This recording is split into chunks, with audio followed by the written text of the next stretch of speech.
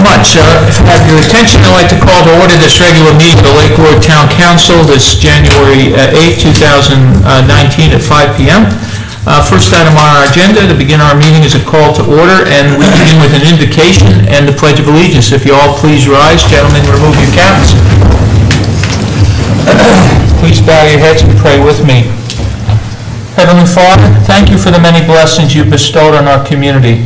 As we gather here in public service to our town and its citizens, we ask for your divine guidance and wisdom to help us govern effectively, to do what serves the greater good and best interest of our citizens, and to be good stewards and guardians of this beautiful place we call home. In your name we humbly ask these things. Amen. Amen. We'll say the pledge.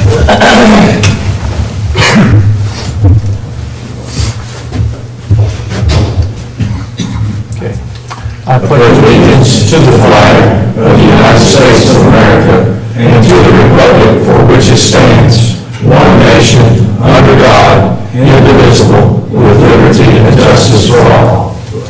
Please be seated. Thank you. Okay, item number 2 on our agenda is actually the adoption of the agenda, and so all the council members have had a chance to look at it, and I would ask if there are any proposed changes, revisions, or additions.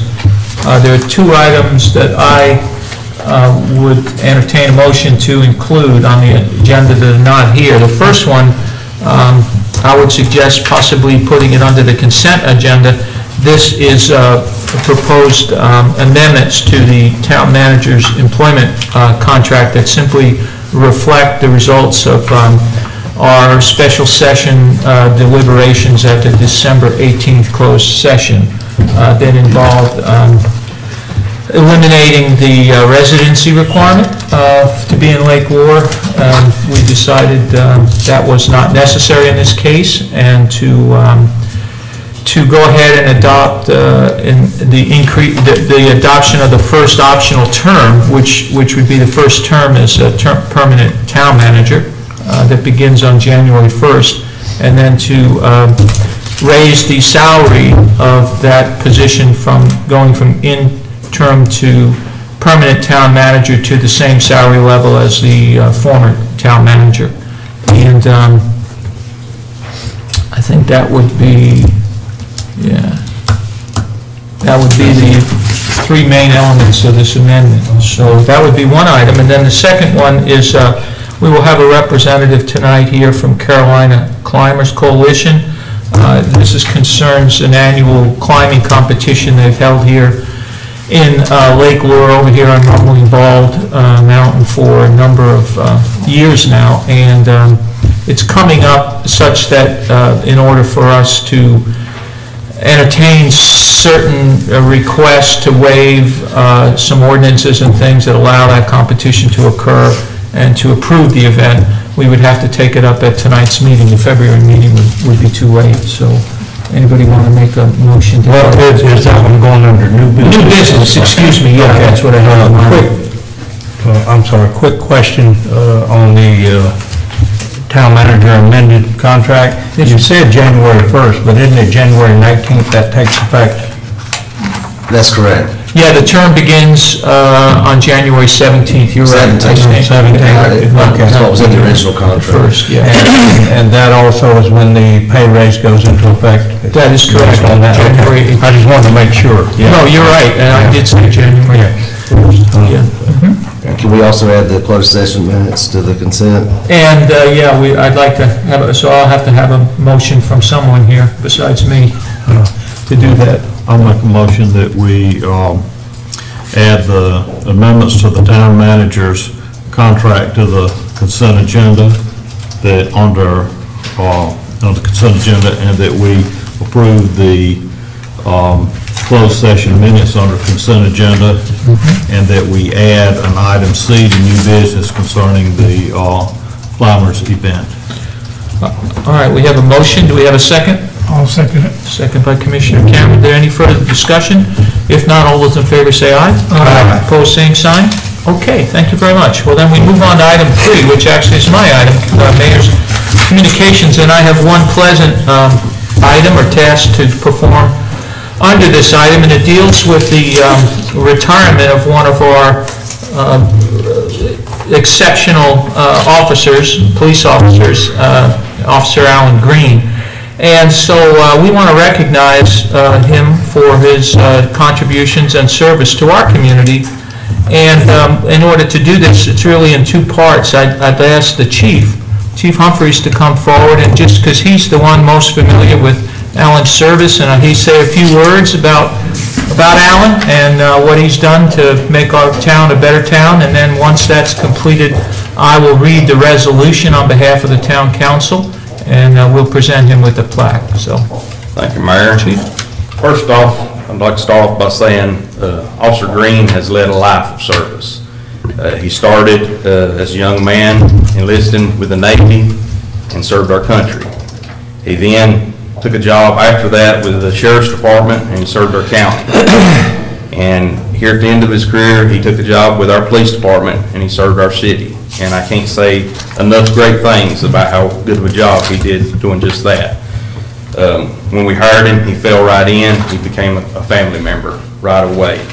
It felt like we'd worked together for years. In no time, it felt like that.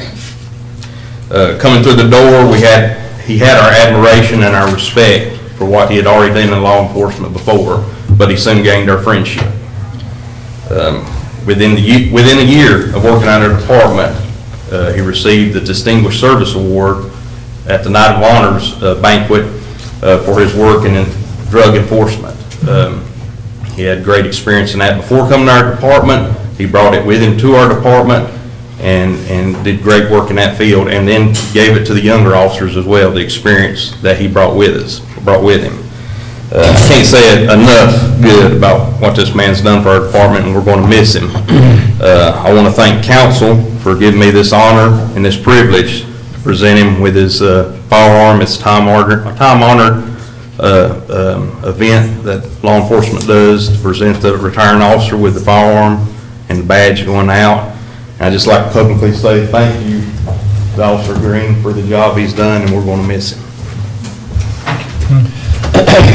Well, I'd like then to, on behalf of the town, to recognize Officer Green. We have a resolution that recognizes your contributions, and I will go ahead and read it so the public will understand the way we feel about your service here to our town. This is Resolution 190108, declaring the badge and service weapon carried by Alan Green surplus and awarding them to him upon his retirement.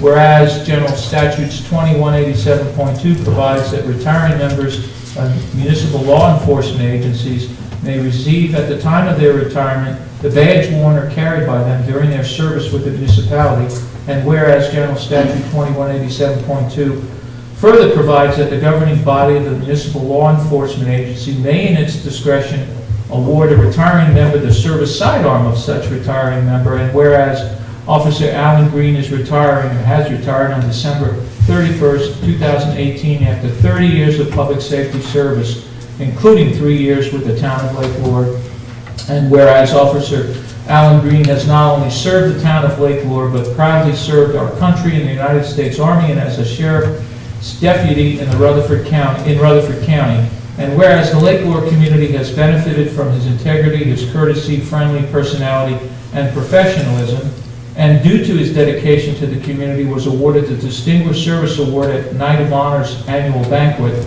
Now therefore be it resolved by the Town Council of the Town of Lake Lure, North Carolina, that in accordance with the provisions of General Statute 2187.2, the badge and service weapon, a Glock 19.9mm caliber, serial number SAP 992, carried by Alan Green during his service with the Lake Lure Police Department, be declared surplus and awarded to him upon the occasion of retirement. Be it further resolved that appreciation be expressed to Alan Green for the service rendered by him during his employment with the town of Lake Lure. This resolution adopted this 8th day of January 2019 and signed by Michelle Jolly, our town clerk, and myself as the mayor. And with that, I'd like to say thank you and congratulations to Officer Green, and I would also recognize his family, which is here tonight to share this occasion with him. And I'd like for our public to recognize him with a round of applause and recognize him.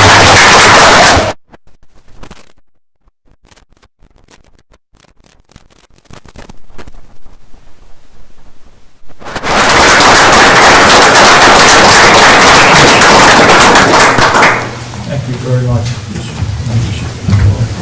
Good luck.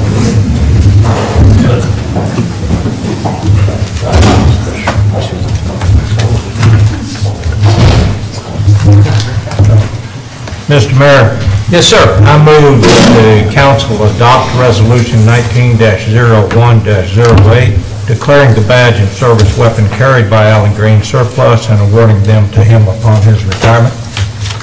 Thank you. We have a motion by Commissioner Webb. Do we have a second?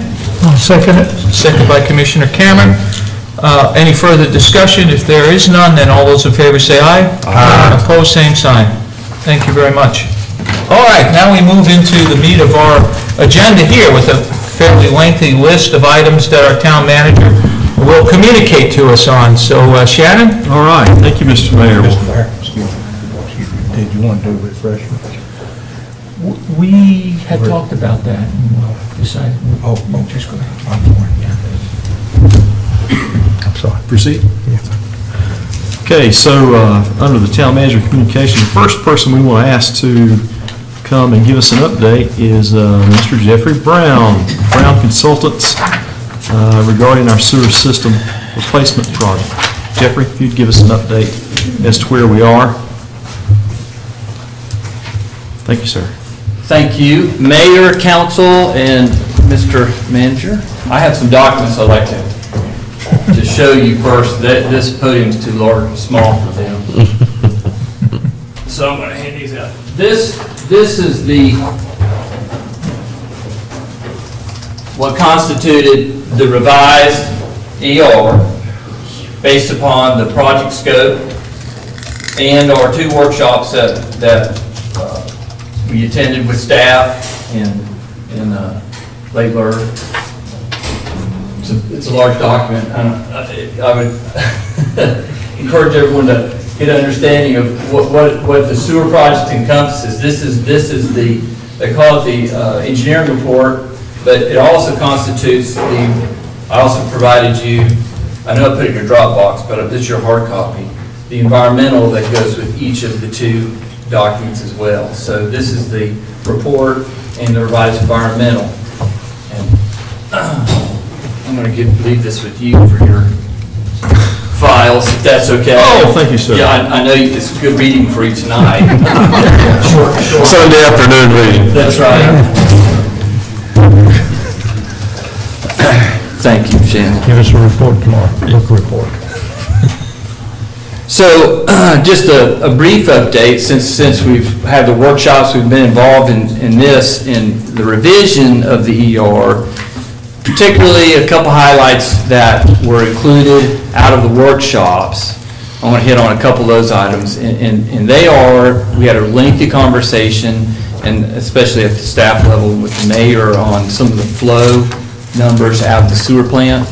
And so, we addressed that inside of our cover letter to the state. The ER report document is set up, it's formatted, it accepts a certain criteria for sewer flow numbers. So we amended that with an asterisk through the cover letter, and I've had subsequent conversation with Ken Polick, who is our state representative down there at SRF, about what that means particularly. And the work that town staff has done, which I really appreciate. I don't know if I thought I saw him earlier. Where'd he go? He's not. Brad's not here. Yeah, I thought I saw Brad, but It's another good looking guy. yeah, he is. I saw. There's several of those. So, but anyway, that played into it along with some of the town's flow numbers, and so that conversation, we have another workshop on the 16th with the state coming, and so Ken and I are working on on what he'd like to see that agenda laid out. I'll get that to you, Shannon, and so you can disseminate that as you feel needed. But one of the key items on there is conversation going to be on the sewer plant flow numbers and how we're going to utilize what we determine as a best flow number so that we can eventually final amendment to the ER. Ken and the state has recognized that because this is I don't want to say unusual, but to some degree is an unusual project because of its scope, where we have a collection system and a treatment component to it. And with the historical I&I coming into the sewer plant, the methodology to address that final flow number and what that design means, they're going to be more open to it. So we've got that ball rolling. So this is a good opportunity. Both Ken and I agreed, let's use the ER as a real key stepping stone, as a process as we move into the design piece. So ultimately, the ER will reflect that final design piece. The other component another key item that we addressed in the ER was some of the budgetary items. We went through those, and they were based off of some of the recommendations on existing policy and scope of who will get served and the revisions to those numbers and the work staff had done where they picked up almost 250 new customers, which is good. We need that the customer base is there. Those were some of the revisions, as well as the revisions in some of the administrative pieces, and that I think the mayor and I had really worked on with Shannon on, particularly to get that language correct. So I presented that to the state. My cover letter addressed those key items, and then I've gone back and forth with Ken in conversation on those, and so they're very receptive. The ER was submitted on time, and so they're going through their review process, and they're going to use the 16th meeting as another key piece of that. That meeting on the 16th is going to be very important, though, because it does address some policy questions from the state's perspective, and it's going to address this flow numbers, and it's going to address some of the pump station questions that were brought up out of the two workshops. Jeffrey, will we have privy to those questions in advance? Yes, you will, as a subject matter. Yes. And Asheville Regional Office of NCDEQ is also coming. They're also going to be here. And so they're going to be inside of this conversation because they are your regional regulating authority over your system. They're the folks who have deemed your collection system non-compliant. And the sewer plant is regulated out of Raleigh. So It's our go. same division, but that's what the local branch is doing. They'll do collection, Raleigh will do the treatment. Jeffrey, I want to add that the workshop on the 16th is going to begin at 10. We made those adjustments so the folks from the state could come. But the primary focus of that was going to be our conversation with Chimney Rock Village about their system and Rutherford County about their portion of the system. So with you, the village, the county, us, members of the Utility Advisory Board having a discussion about trying to get a handle on the Chimney Rock Village side of the equation. So that was our focus. These other things, yeah, if we can use it for that would be great too. Well, and I wanted to touch base on the subject matter that corresponded with some of the amendments to the ER. That's what led me there, but you're correct. The premise of the meeting was with the Chimney Rock Village and their connection to your system. That's the driver for the meeting, and that's, yes, sir, that's correct. And so both Raleigh and Asheville Regional are aware that that's the main driver of the conversation. And because one of the greater questions is, without getting into the minutia of it, is who owns that collection system there? And so that's why it's very important to have Asheville Regional partake, as well as our SRF NCDEQ representative here. Yes, Very good. But it affects how the outcome of that and what they decide will affect both of those entities. It will affect how our programming will look on your project, and then ultimately how the programming and the regulatory is going to look on the collection line. Okay.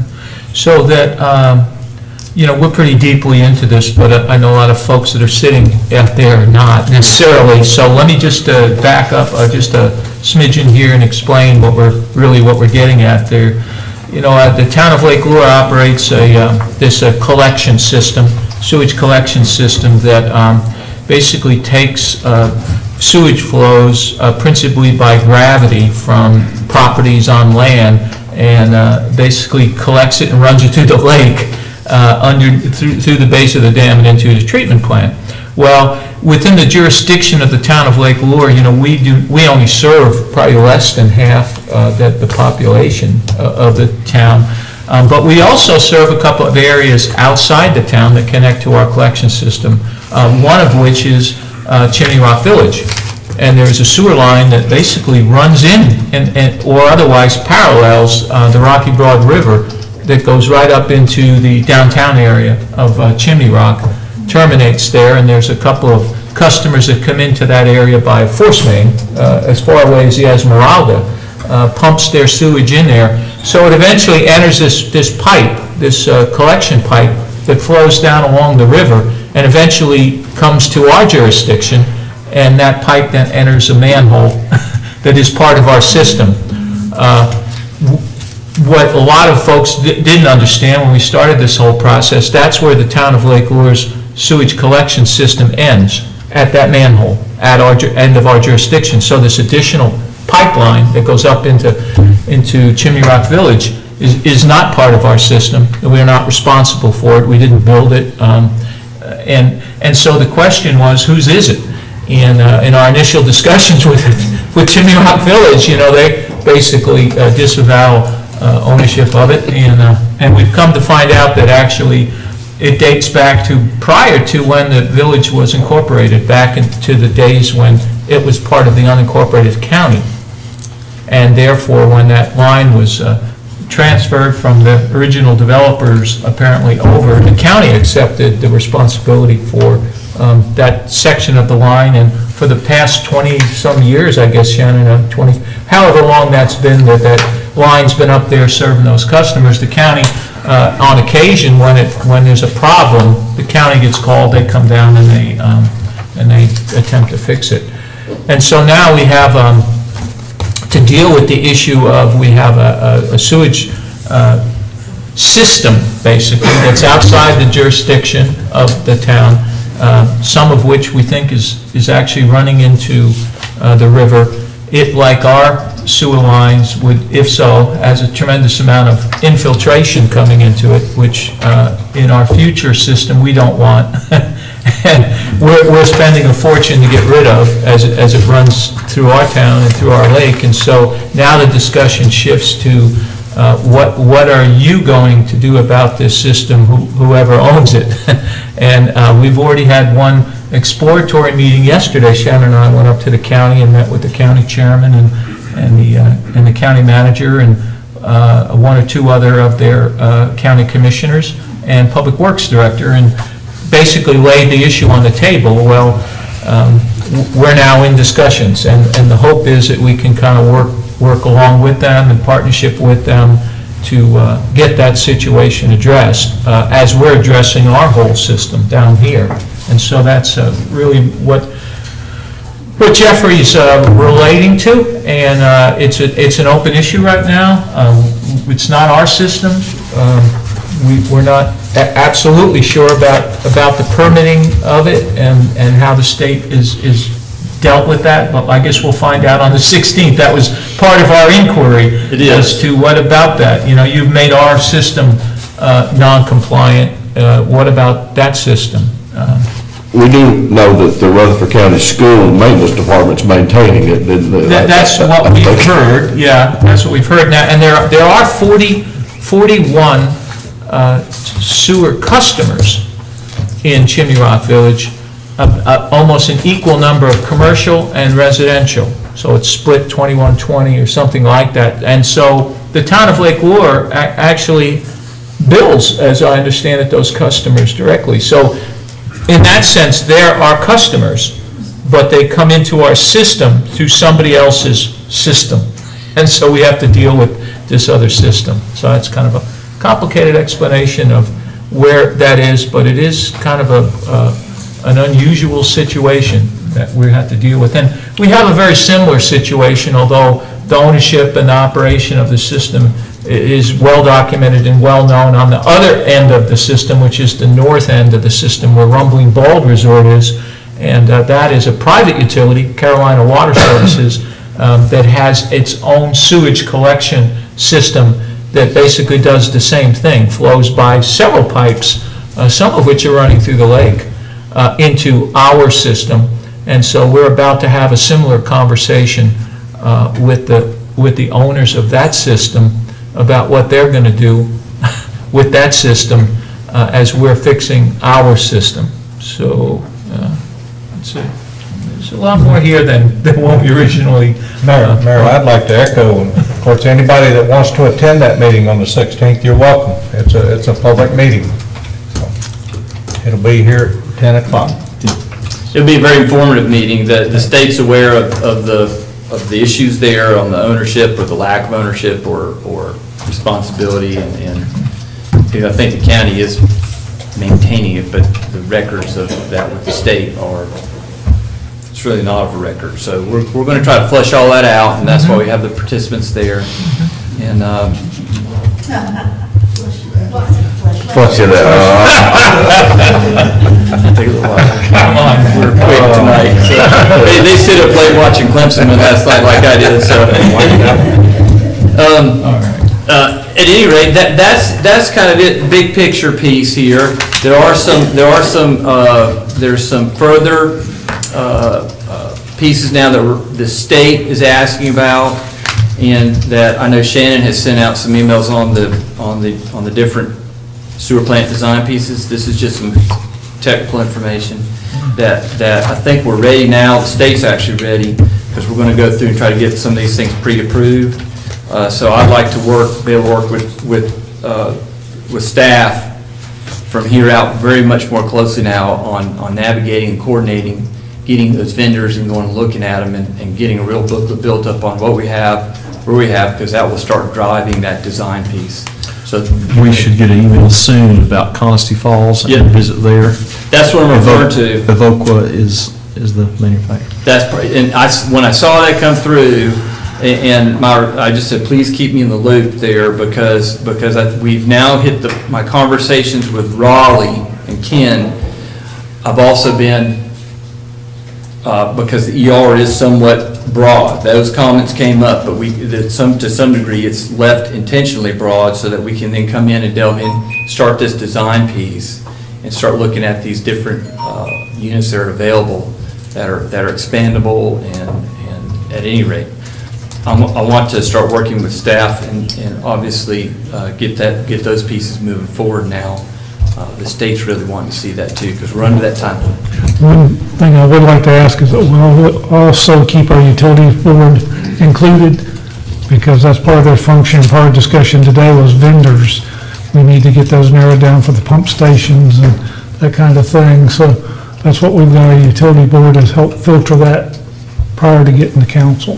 And that's exactly that. Absolutely, that's my comment. That it's the state has done enough now with the ER piece coming through and with them issuing the accepted timeline, that Ken Polig has said, hey, we know you're going to have to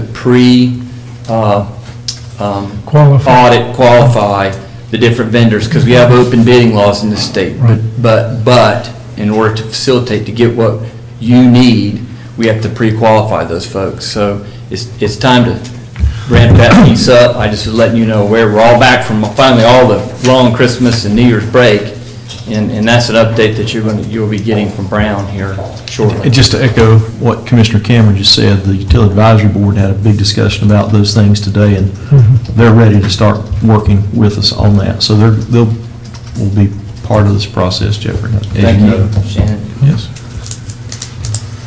It's stacked full of engineers, and we aim to use their expertise and talent. So.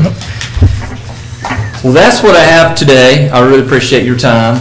And as we move forward, we can continue this, and as we start getting into more details, we can keep this as a broader review and detailed as you may deem it necessary for this meeting. But if there's any other questions?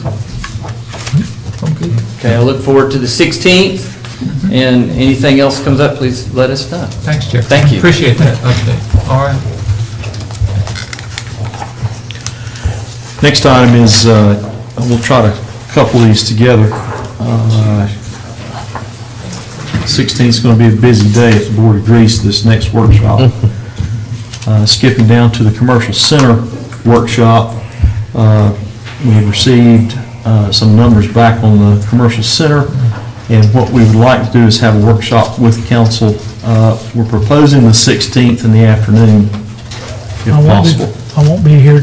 I'm out of town from this Friday till the 18th. Okay. So we'll try to get some dates back to you. You say you're going to miss the workshop, the other workshop as well? Yep, it's been scheduled months ago, yep. I forgot about it when we scheduled the other one. Yep. Okay. That's okay. We'll try to then send those out to you. I'll need to get the dates from you as to when you're going to be here if we're going to. Any day after the 18th. Any day after the 18th. Okay. So I would suggest that we talk about those two subjects at that workshop. They're bundled together. So I'll send some dates out after the 18th for that. Next item, I'm going to ask David. David's got about 4 or 5 items he's going to update us on, starting with the small generator and working his way down to the paving schedule.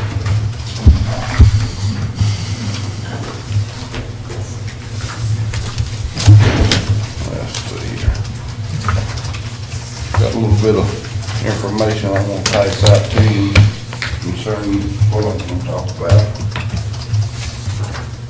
Thank you. Thank you, sir.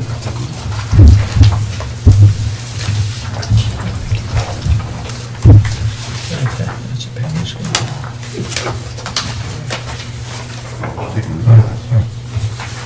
Thanks, sir.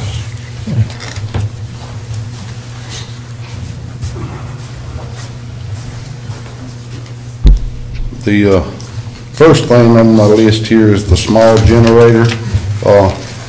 Just want to let you know that we are still moving forward on that. Last, was it Thursday, Shannon?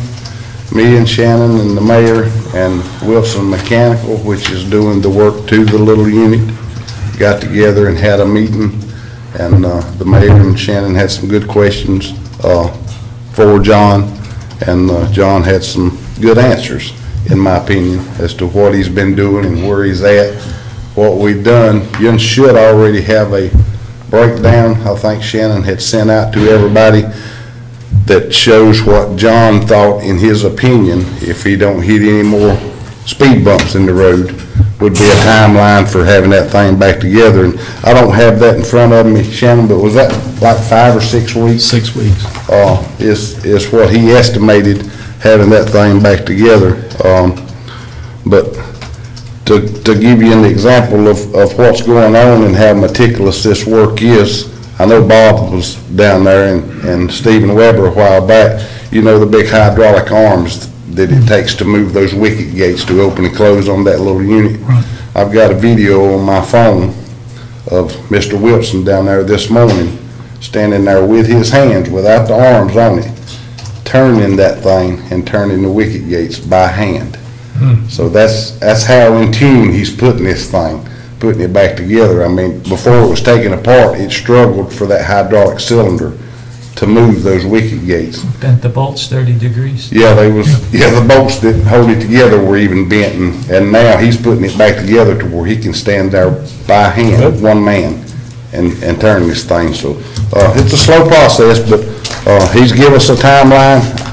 I'm planning to keep up with his dates that he's given us on that, and stay in contact with him, and we'll see where we go from there. The next thing on my list is a mini excavator. As you all know, we were budgeted $45,000 in this year's budget to buy a bucket truck for the Public Works Department. We were lucky enough to find a bucket truck at a really, really good price, which we did. There was a surplus of money left out of that, like $30,000. I went back to Shannon after we purchased a bucket truck and seen where we were going to be at as far as the money left over that was budgeted, and I requested that we purchase a mini trackhoe excavator for the Public Works Department. Shannon agreed after I told him the uses we could use for it. I have seen a lot of uses in this last year cleaning up debris off of the lake, especially when we were sitting out there for hours and hours at a time trying to rake that stuff after it was brought in, pontoons and everything else, trying to rake it up on the bank and then try to get it with a 4-in-1 bucket and move it to a pile. We're handling this stuff time and time again. When we had Dale Shields, for instance, to come out there to help clean that stuff up when it left, he took his mini excavator and sat right there with a thumb, picked that stuff and loaded it on the truck. So that's basically where we'll be with this machine. If any of us off the street walked in to buy that machine's $48,000 for anybody to walk up and buy. This is a brand new machine. It's coming from up here at Fairview. It is a Yanmar. It's about an 8,000-pound machine. It comes with a 4-year, 4,000-hour warranty, and we bought that machine for $29,222. And that's with the thumb on it? That's with a hydraulic thumb, 18 and a 24-inch bucket, and a tilt blade on the front of it. So it could be a really, really handy piece for us. Couple of quick questions. Are you looking for us to approve that tonight? No? Okay. Another question regarding it. When the debris boom is deployed and all that debris gathers at that point, yes, what is our plan on how to get that debris out right now? Using the Yep. excavator Yep, that they just talked about. Yeah, I know. What is our plan right now without that? It's to Yep. drag it out like we have been. Yeah, Okay. Yeah. So that would, and with all that debris building up in that one point, that's become handy. Yes. Okay. And I don't dispute the need for this piece of equipment. Right. The question I had when I first saw that was, could that money be better used elsewhere? Right. In light of everything. Right. And one of our budget amendments tonight is a surprise one, and so I'm wondering if that money's better used in that. But if you're not ready to seek the approval of it. That price was because that's on the state contract, yes, right? yes. The better price, the 48,000. Yes, sir. That's correct. The next thing on my list is the third shift dam operator's position. We took applications again and went through the applications, and I have talked to a couple people. I have one guy in mind that I'm gonna have to come back and talk to again and introduce him to our town manager. But I think we have found another good fit to finish filling those positions down there at the dam. So that will give us a first, second, and third shift operator at that point in time. David, I just want to say publicly, we've been monitoring, we've been seeing the checks come in, we've been seeing the graphs and the lake levels, and what you're implementing is working. Right. And it's going very well. So this is the final hire to kind of close that out, Right. to make sure that we have 3 shifts, 8-hour shifts to Yeah. maintain, make sure we're generating power in the most efficient possible way. Correct. So, good job. The next item I have is the geotube installation down at the treatment plant, which me and Shannon and the mayor and Don Byers all got together and met on that and went over all the different options, I guess, and choices we had as far as that goes. Naturally, the way we've been doing is not the most efficient. It's very expensive to the town.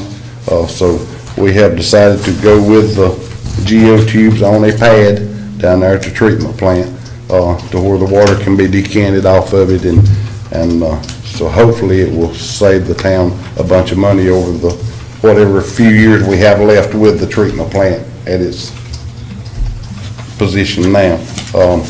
I have actually already ordered gravel. I have 3 tandem loads of gravel on the ground down there now that came today.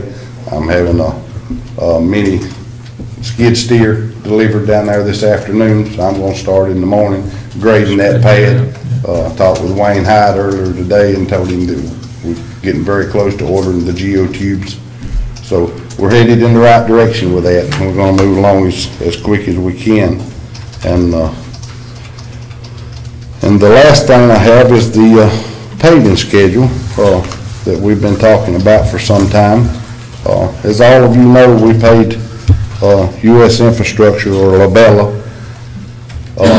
engineers to come in here and do an assessment of all our streets. They came back with their assessment, which gave a rating for every street in town, a PCR rating from 0 to 100. 0 being terrible, 100 being great. You can imagine how many 100s we had. But they came back before the town council and recommended that a lot more money be dedicated toward street repair every year than what had been done in the past. The town board agreed and put a lot of extra money in the budget this year for that. So we had like $180,000 to work with as far as street repair goes. So what we done, me and Chuck put a lot of work in on this himself, but we went back to their results that they give us. Justice Drive was the worst rated street in town. And it is such a long street, it's basically a full depth replacement. You're gonna have to mill out what's there, restabilize the subgrade and repave it. You can't go in and just overlay it because it'll bust right back up. So the biggest one that we were talking about doing this year was that first part of Justice Drive, which is probably a little over half of the street. Is that to the top of where the road turns back to the right? Yes, right in that area there is where that first section stops. And then we went about mid to less than 3/4 away into this, and we picked up several sections of streets that had a pretty decent rating. And the reason we do that is to keep those that have a pretty decent rating from dropping out. Because once they get down below 60 to 50%, they drop quickly. And then you get into full depth replacement like we're gonna have to do with Justice. So as long as the money's there, we would like to try to work on some of the worst streets, but be able to maintain the streets that are in decent shape to keep them from getting any worse. And I've gave them all a list of what our schedule is there, according to Labella's work that they've done for us. If you have any suggestions or whatnot, any thoughts, I'll be glad to listen. You want to go first? Yeah, I've got a question for you. What about culverts in those areas and drainage and ditches? We will actually look at those as we do in if we see storm drains going under that need to be done in the near future, it will be done prior to. That's not in this price. This price is just paving. These prices are numbers that Labella gave us in their thing, and numbers that we got from local paving contractors. They are just rough numbers. We have not had any contractors yet to come out and give us final pricing. So these prices could be high, they could be low, actual pricing. But we're not going to go to the trouble of dragging all these contractors out here to price something until we're sure what we're going to do. Get a pretty good idea. Just want to make sure these ditches and culverts are in good shape. Yeah, and we're not coming back. You don't want to come back the next year and have to dig it right back out. So that's my concern. That section of Justice, it's so steep. And we may need to add one or two. Yeah, that's exactly If you right. see a high water flow area, we need to Yep, cut in I a new agree. one, so just want to make sure we do our homework Okay. on that. Should be. Couple questions. Okay. I can't recall exactly, possibly Sam can help. I thought we budgeted 195,000 or 190,000 on the roads. The requirement was 325, if I remember correctly, from Labella, and I thought we budgeted 190, 195. I was thinking it was like I may be 185. off. Man, I may be off a little bit, but I do know that, But the point I'm getting at is this: if we did go that much, then you still got some to play with here to maybe add another street. right, The other side of that is, none of this is Powell funds, isn't that correct? The Powell funds are separate, because this is what we budgeted, not in looking towards Powell funds. So some of that should still be available also for paving. The Powell bought the funds are revenue, Right. not an expense. What you're looking at here is just the expense side. Right, what we budgeted here. But none of the Powell funds are paying for this. Our budgeted amount. They are, Yes, they would be. So what you're seeing here is just the expense, and so you're not looking at budgeted numbers, you're looking at the expense side of the equation. Right, And the revenues would be a mixture of Powell bill plus the extra that you added to Powell bill to cover the costs. so we are using the Powell funds to pay for this? Yes. Okay, okay. Is all of Justice Drive in town limits? Because I know as you're going up on the left side, it must run right, is it run right along town limits? Because some of that on the left side. I would actually have to look to give you an exact answer on that as to where I know some of that to the left outside the street is not on, but I do know that Justice Drive is a Powellville street. Okay.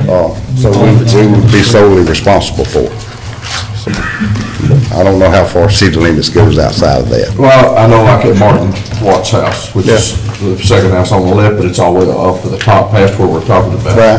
The town limits run right up to his lot line. There, that's just one I know, so. All right. Thank you. Thank you. Appreciate it. So after paving, I wanted to have Dean come forward and give us an update on a few items, starting with dredging. So Dean, if you could just give us an update on where we are with dredging. We did have a meeting today, had a good discussion with Tim Edwards, so about a few things, but go ahead. Our regular annual dredging is well underway. Tim Edwards is probably in the neighborhood of 15,000 cubic yards removed. He's done a tremendous job of the way he's working the materials recovery facility. He's actually working it like it's supposed to. We had actually looked into a flocking system to help the water that's returning back to the lake to take the particulates out of the water, because the last dredging companies that came in here ran it and it just was putting muddy water back in the lake. Well, Tim's working the pit slower. He's on and off. He'll dredge for a day or so, and then he'll remove sediment and keeps it cleaned out as he's going. The water coming out has been just clean as it can be, and just doing a phenomenal job. He does have a pipe here to allow him to extend down to the mouth of the lake where it enters into the bay. So once he gets this area, a few more things done on this area, he's going to be moving out there and opening up that navigation channel for boats coming in and out of the bay and getting out toward Firefly Cove and on out. We also have talked with Tim about some other areas of the lake. One thing this board asked me to do, I'm going to say it was November area, was to look at other areas of the lake, people who were on the dredging list. I explained to you guys that I would need a little time to get the mapping and stuff done. I've got the mapping done. I actually have maps on all the areas that were requested to be done. I'm hoping to bring something back to you guys next month regarding the situation that we are in these other areas. So Dean, would you say, how many yards do you think he's he's got out of now about? He's right around 15,000 cubic yards. Which is about 50%, right? Yes. Wasn't it 30,000 yards was what we're gunning for, the annual contract that gets funded under the, Yes, sir. Cost sharing. That was the goal. yeah, so he's about halfway there. Yes, sir. And part of it is some of these other companies, they would just come in and pump it. It was a different scenario, and then we had trouble them getting it out of here. He's doing it as he goes along, so the process may seem a little longer, but leaps and bounds ahead of anybody else that's done this, because he's doing it the right way. Then the other issues that we've been addressing have to do, well, one thing he said is that when he gets to that level, he gets 30,000 yards out, and so from a contractual standpoint, we're done for the year. He's offered that he could continue dredging at his own expense, is that correct? Yes, sir. And because he has a market for the sand material once it's separated, and so Correct. when we get to that point, we'll be working with him to continue, I hope, the dredging program. Take all he wants. And then connected to that was, and I know you were very instrumental in following up on this issue of the trout moratorium. Yes, sir. And I believe, if I'm correct, the states agreed to that moratorium should not apply in the lake. Correct. Because their spawning grounds are actually in the river, upstream of the lake, right? So we'll be able to dredge pending how we work out this arrangement with him virtually year-round, right? Right. If that's the way we're heading, right? Yes, at your discretion, as much as you want dredged. Once we hit the contractual date, dredging would normally stop. If he's still wanting to dredge and y'all set forth that he can, then he's going to continue dredging. We just need to convince him that he needs even more sediment out here. Now, we talked about the contractual, which was what, 300,000? Yes, it was in that neighborhood.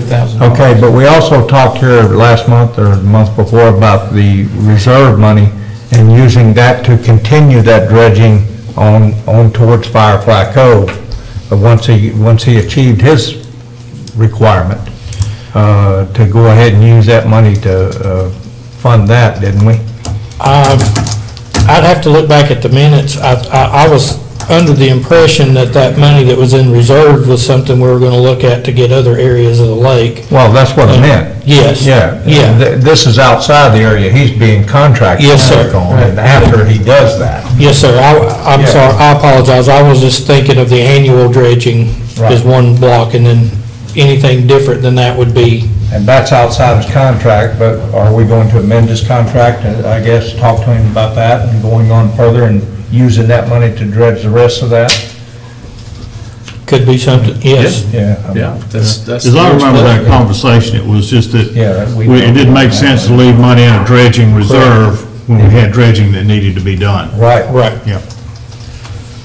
Right, and I'm just I was, in my mind, was keeping the two separate. We have an annual and then we have the other, and could drive it from that factor there. We'll take a look at that and see what's in the reserve and maybe get an idea of how much more we could do after the contract, or initial contract, and we just maybe have an addendum to the contract and keep on going if that's. Or he, just tell him to go on and take all he wants from Firefly Cove at his own expense, since he's willing to do that. Well, And Snug Harbor, and. Well, we did have a meeting with him today and talked to him about some of the other areas of the lake and his ability to get to these other areas of the lake, his equipment and ability, and he's all for it, whatever he needs to do. Yes, sir. You might also mention the fact that all this rain that we're getting in some cases is good for power generation, but a lot of the sediment's washing back in faster than he can keep it pumped out. It is. That is a fact. It is. We've actually had to change the method of measurement in the contract. We had talked about sonar depth reading, and then before, pre and post, to show us how much sediment came out. Well, we've had to revert to the sediment that he pumps out into the pits before he starts digging them out. That's measured. The pits were topoed prior to him dredging into them. So we know how much sediment's in there. So we get measurements of the sediment, we send them to the engineer, we confirm the measurements and confirm the amount, and that's the way we pay. But what's happening in the river, we've had so much rain, we've got so much sediment built up. If you can imagine in the river, we've got a mountain of sand. You can't see it's under the water, but it's there.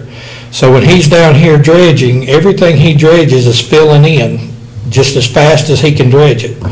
So we are getting ahead because the mountain's going down and it'll eventually quit bleeding into what he's doing. So he can go out there and he can dredge a 10-foot deep hole, 100 feet long, in 2 days it's full again. But that's just the sediment load that has been washing in and backing up. And to show another illustration of that is in the main channel of the lake, we have a silt shelf that goes 1/4 mile out into the lake. It's the same thing happening in the river, but with him dredging in it, it's moving faster down now, and he's removing that. So if you walked out there today, unless you were right next to the dredge, you probably would say, well, he's not dredged anything, but he's flat moving the material. Well, what he's getting out now from the situation you just described is mostly sand, right? Yes. Load? Yes. Yeah, which is what he can market. It's the goop that's further out that's the harder to deal with. Yes, sir. But our primary goal in dredging was to open up that river to get us catch basins, and that's what he's attempted to do. Good. But I He think has we're all found the uses for the goop. Oh, good. He's Yeah. mixing it with topsoil, which Yes. he's in the materials business himself, for Goop fill is a and, technical term. yeah, which, as he would tell you can grow anything in that goop. Yeah. So in some areas, it's a good thing, it's not a bad thing. So I believe we'll be able to, once we start getting ahead of this, we will be able to physically see results. But right now, it's hard to see the results because we just got so much coming in on us. Yes, Do sir. you want to speak to the model and the permit thing, or you want me to do that in my report when I, I'd rather you okay, talk about that. all right. So Boys Camp Road property, Dean, how's that coming? How's the plan and approval process? Okay, the Boys Camp Road property, we have a meeting on the 17th with Chimney Rock Village to start our permitting process with them. Brown Engineering has already started, or is almost complete with the permitting process for building the materials recovery facility in the floodway zone. And once we have the meeting next week with Chimney Rock Village and get our permitting started there, we'll be ready to engineer the materials recovery facility and sign our part-if grant. The next one here is Morris Park Event Space. That kind of ties to the Boys Camp Road property. In that same project, we'll be removing the spoil spit that is here on the Morris Park side. We'll be using that material to fill in the event space that was laid out in the comprehensive plan from Parks and Rec on the Morris Park space. As y'all noticed, the drainage that's in that field is very shallow. We've had to do some, I think we're talking today, from the parking lot to the main drain out there is 8 inches of fall. And then you've got the big hump over it. Well, using this spoils pit, once we start, what we'll do is we'll have that surveyed out, topoed, and we'll probably put in some more drains to take some of the areas that flood out there, and then use the materials recovery facility to fill that field in and build it up to where we don't have the humps and stuff, and then slope it all toward the wetlands down there so the water will filter out and everything, which puts us well on the way to developing Morris Park and creates an event space that is usable instead of having the humps and the things in there that deter sports and activities.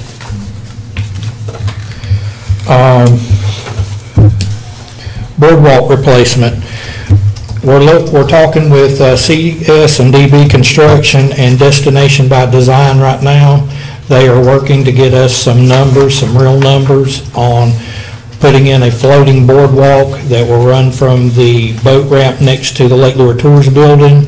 It will run out around the point, back over to the beach and back into the boardwalk, and then the old wood boardwalk would be removed. We've scaled back this project a little bit from the original design at this point because of cost. Building the seawall, the parking area up on the highway, and doing all of that has kind of put itself way out of cost range. So we're trying to look for another alternative to get rid of the boardwalk that's existing. What we're looking to build now will be built in place where it would originally be, and then at a future date, we can come in and still build, if the town's wanting to go that direction, we can still build the seawall, we can still build the other stuff at a future date. But our biggest concern now is fixing the boardwalk that's currently there. Safety, it's becoming a safety issue. And hopefully in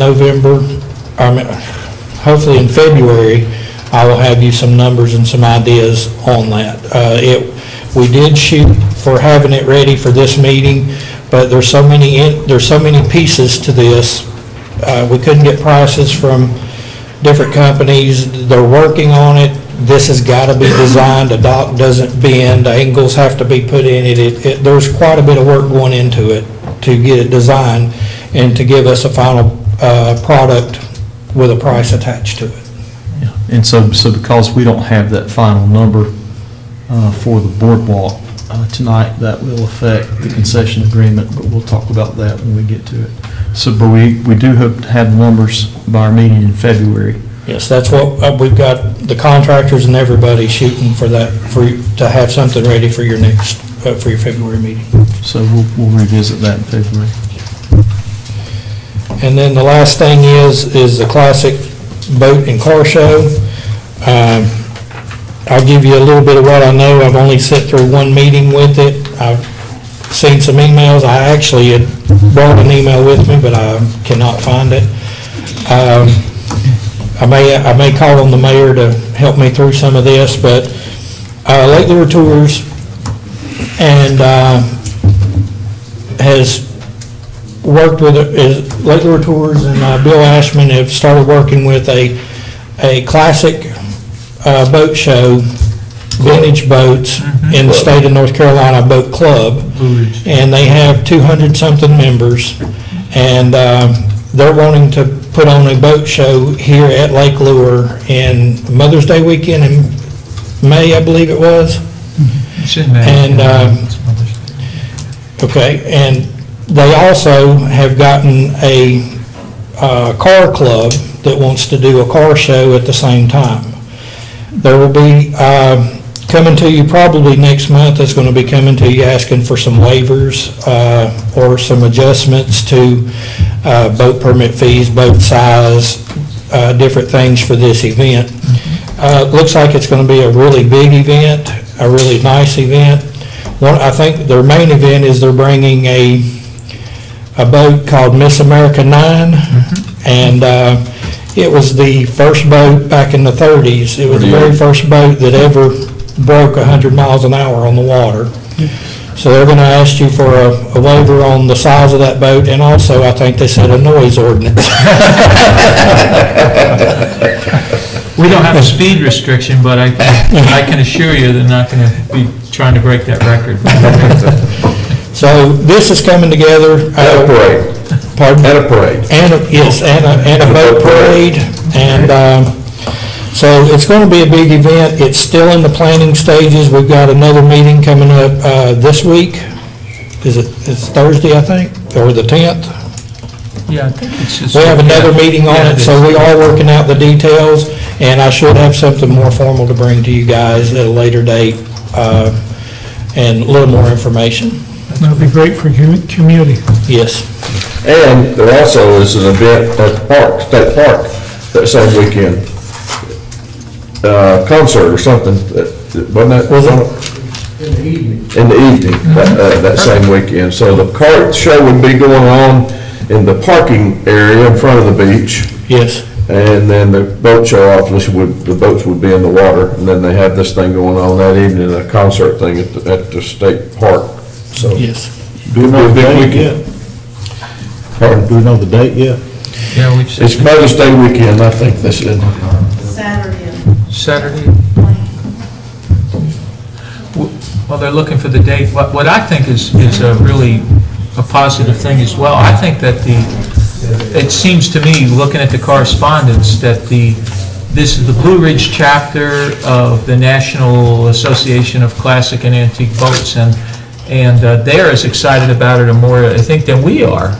And one of the reasons for that is that we found out that it was at Lake Lure back 25, when they formed this chapter. They broke away from a larger chapter of states and formed their own chapter, and they held their organizational meeting and an original boat show here in Lake Lure back when that happened. So they're kind of coming home to Lake Lure, and I know they have talked to us about, well, first of all, making this an annual event. Yes. This one in May, but they've also asked us about doing another event in the fall.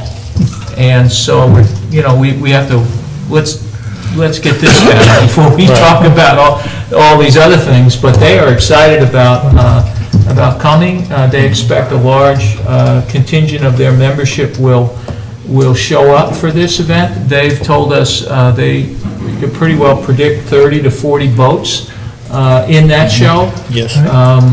And that's probably about all we could accommodate out here on this new dock. They're going to open it up to the National Association for areas surrounding here where their members would want to come over as well. So it's really exciting. I mean, it's gotten legs and traction so fast that, it's really a pleasure to see something like that happen, and people appreciate Lake Lure for hosting something like this. So it's a good job you guys are doing. Yep. It really is. Good job. Thanks, Dean. Is there any other questions? Thank you very much. Thank you, Dean.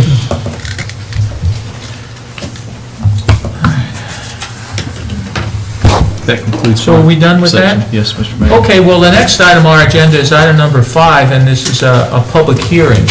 This is a public hearing dealing with proposed ordinance 190108, amending the zoning map for the town, rezoning a parcel from R2 to GU, government use.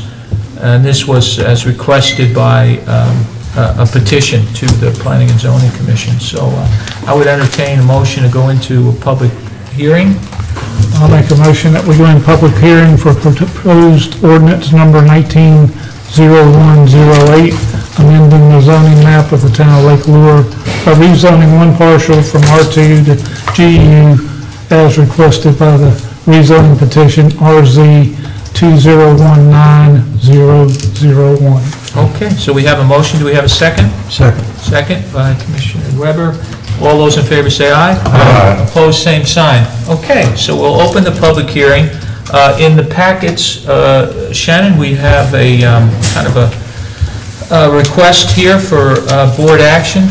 Looks like Brad is sort of the point person. Is that something you can?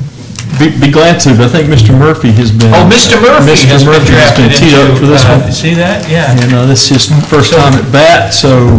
Bring him out. Mr. Murphy's going to take us through, huh? Tee it up, Mr. Murphy. Thank you. As the town manager disclosed, I'll be presenting for Mr. Brad Burton, who's on approved leave. I should be able to answer all your questions. If not, I can defer to the town manager for anything that I have trouble with. The proposed rezoning of Accretion Island, the town-owned parcel at the end of Sleepy Hollow Road, from the R2 to GU zoning district. First page that we're going to look at is the application for rezoning, RZ-2019001. At the bottom of the page is the existing use of adjacent properties. Also, you have the town manager's signature.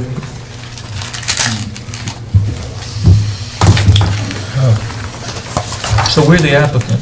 Well, Brad, real quick, not Brad. I'm sorry.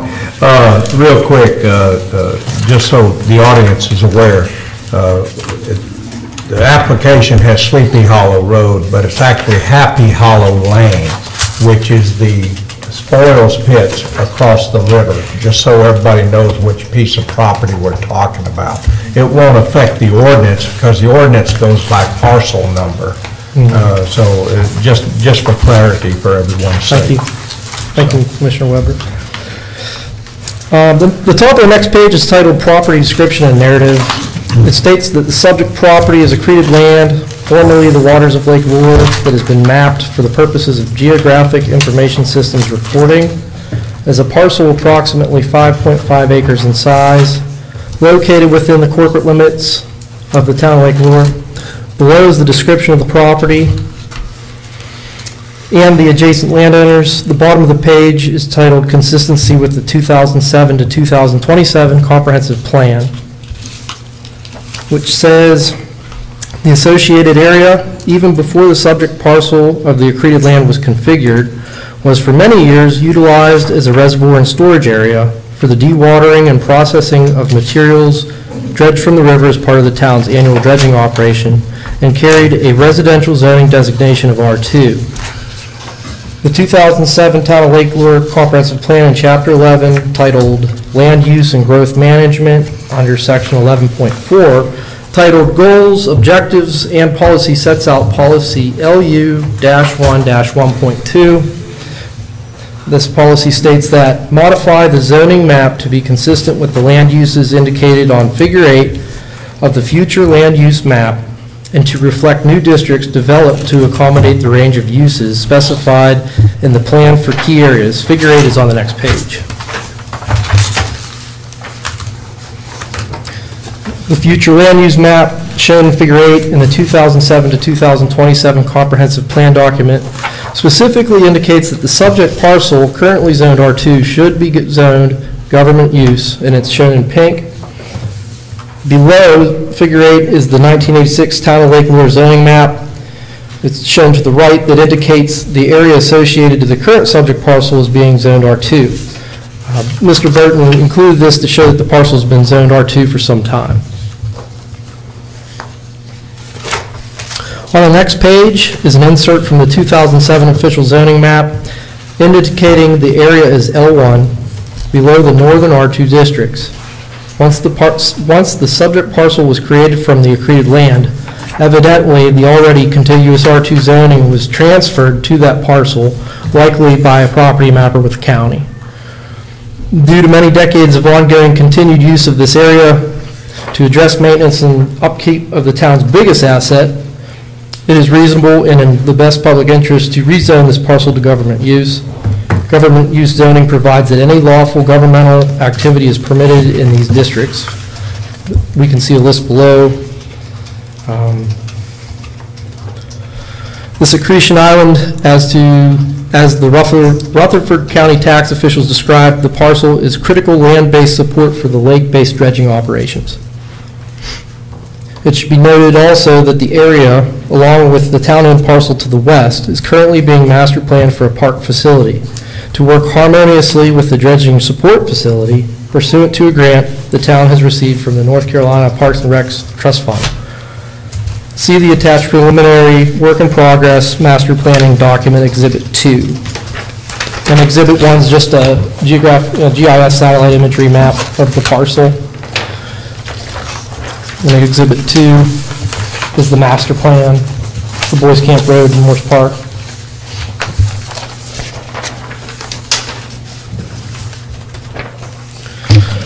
In summation, this rezoning request to government use is a change that is consistent with the 2007 to 2027 comprehensive plan and consistent with current and future planned public land use for this parcel.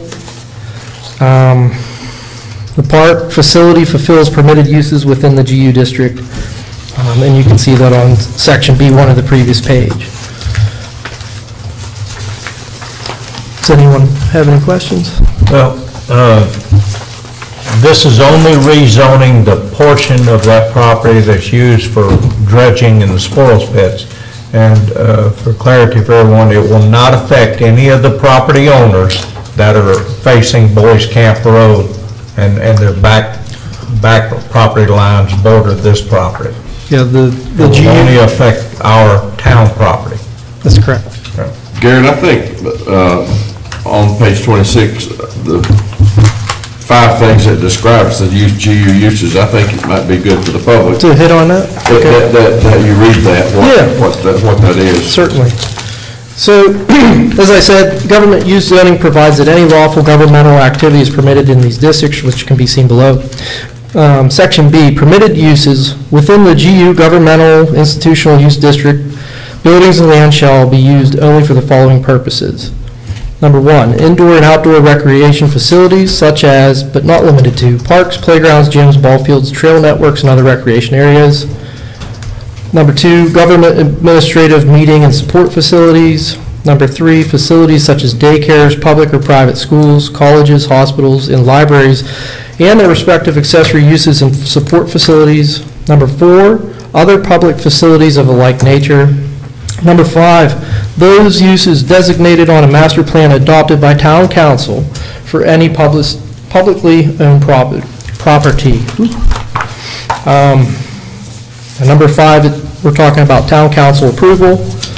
And with that, Exhibit 2, the master plan of the proposed recreation area, that goes with permitted uses B1, recreation facilities, parks, playgrounds, ball fields, trail networks.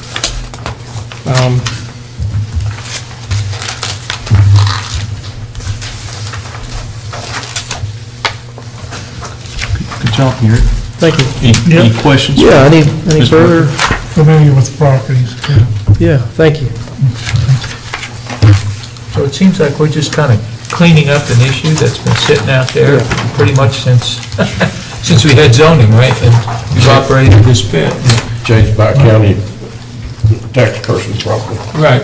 So, okay, it's just a cleanup. Yeah. Yeah. So, and is there any other questions to council? It is a public hearing, and I have the a sign-up sheet for the public, and there are no members of the public signed up to speak. So I would suggest if there is anybody out there and you just forgot to sign up, we don't have any other comments in this regard. All right, then. I guess we're done with the discussion. I entertain a motion to close the public hearing. I'll make a motion that we close the public hearing for ordinance number 190108. Okay, we have a motion, and we have a second? Second. Second?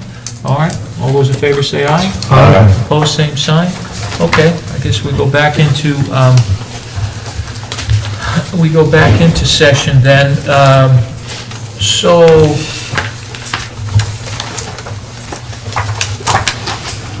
should we then have a motion to adopt this proposed ordinance? That's later. That's later in the new business section? Yeah. Yes, sir. Yeah. Item 10. Okay. All right, we'll get to that when we get to that then.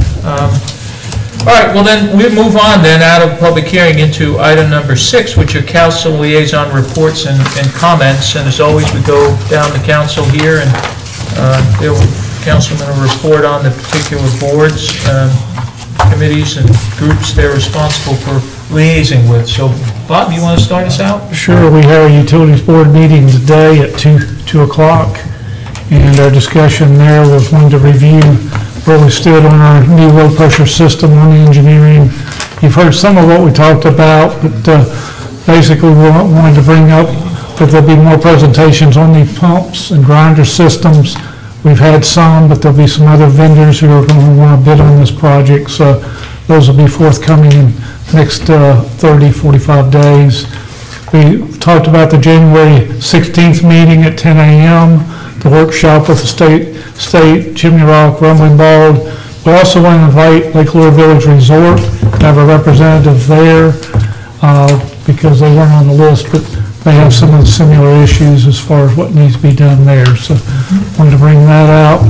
We're also looking at February 20th meeting that we're going to have some of the utilities board members to go and look at a prepackaged or a packaged sewer treatment plant over in Transylvania County that's being put in right now, that's around 500,000 gallons a day. It's packaged, so it's a lower cost. It would be the one they're doing somewhere in the $4 to $5 million bracket versus a higher numbers we've heard from other areas. We've talked about also, there's the AT&T is now working with the federal government on putting in cell service, and some of the communities are more remote. So we're asking that board members there see what they can find out. But it's a government-funded program, and the money's there, and AT&T is the one that's in charge of it. They elected their officers. Wayne Hyatt will be chairman, and Richard Glasson co-chairman. And also, the final thing is, discuss that there's going to be a need to inform people who are building homes here shortly that the new requirements of what type of tank and pump and what we're doing with the sewer system versus them putting in a septic tank or putting in the wrong grinder pump. So we're going to ask to try to get some type of packet information. One of the board members is going to work on that and see what they can come up with. But it's something we need to do, is notify anyone building a new home that this new system's coming in. They want to stub up a pipe to the road, and they may want to meet the same spec as our pump stations, so we need to get some information out. Okay. And that's my report. Thank you. Any questions for Commissioner Cameron? No? Okay, Commissioner Kilby, you'd like to? I'll do the ABC first. We actually meet next week. We did have our regular monthly meeting last week. They've hired a new full-time person as an employee there in the ABC store. I'd like to say publicly a thank you to Laura for putting on our website. We have opening for a manager position at the ABC store. Woody Price, who's been doing that forever, is wanting to give up that responsibility and just stay and work on a part-time basis. So Laura put that out on the town webpage. I think we've got 21 resumes, so that's a good thing. That helps Woody out and the board in making a decision for that. The LAB, there's too many letters around here. LAB, we did meet yesterday, and one of the things that we discussed at length was commercial boat permits. If you don't know, November the 1st each year is the cutoff for submitting your application, a renewal application, if you have a current commercial boat permit. The November 1st is the cutoff date to do that. And if you remember last month, if you were here, we had a young man here who missed that for good reason, for him to have an exception. But here's what we're seeing, or what LAB is seeing, which will eventually be Marine Commission or Town Council, is we're seeing that almost every month we're getting a request for someone that wants another commercial boat permit. And the model is full. The model has been full for some time. And Dean has been robbing Peter to pay Paul, I guess, as they say, and taking hours out of other categories to try to accommodate someone who wants a commercial boat permit, and we're out of place spots for that. So we had someone come yesterday to appeal to the LAB for 2 commercial boat permits. He was one of the people that failed to get his application in by the November 1st cutoff, and so some other people went. It's on a first come, first served basis. So what the decision that the LAB made yesterday to recommend to the council, which would, I guess, need to go to Marine Council, is to table that for now, because we see that this is going to be an ongoing thing. And so Dean has agreed to, we have a model that was done 20 years ago. I was on LAB then, and we had a model that came in that was put into place to try to determine what the lake density, what the number of boat permits for residential, commercial, livery, all the different things, so that the lake will remain safe. And so Dean has some ideas and thoughts on it. He's really beginning to think that maybe what our need was 20 years ago is different than what our needs are now. And so the LAB is recommending that, well, they just tabled that, because they would like for Dean to study the model and work on revamping the model, rather than having to keep switching things around to come up with available boat hours. And it's totally a safety issue for the lake. So that was discussed at length yesterday.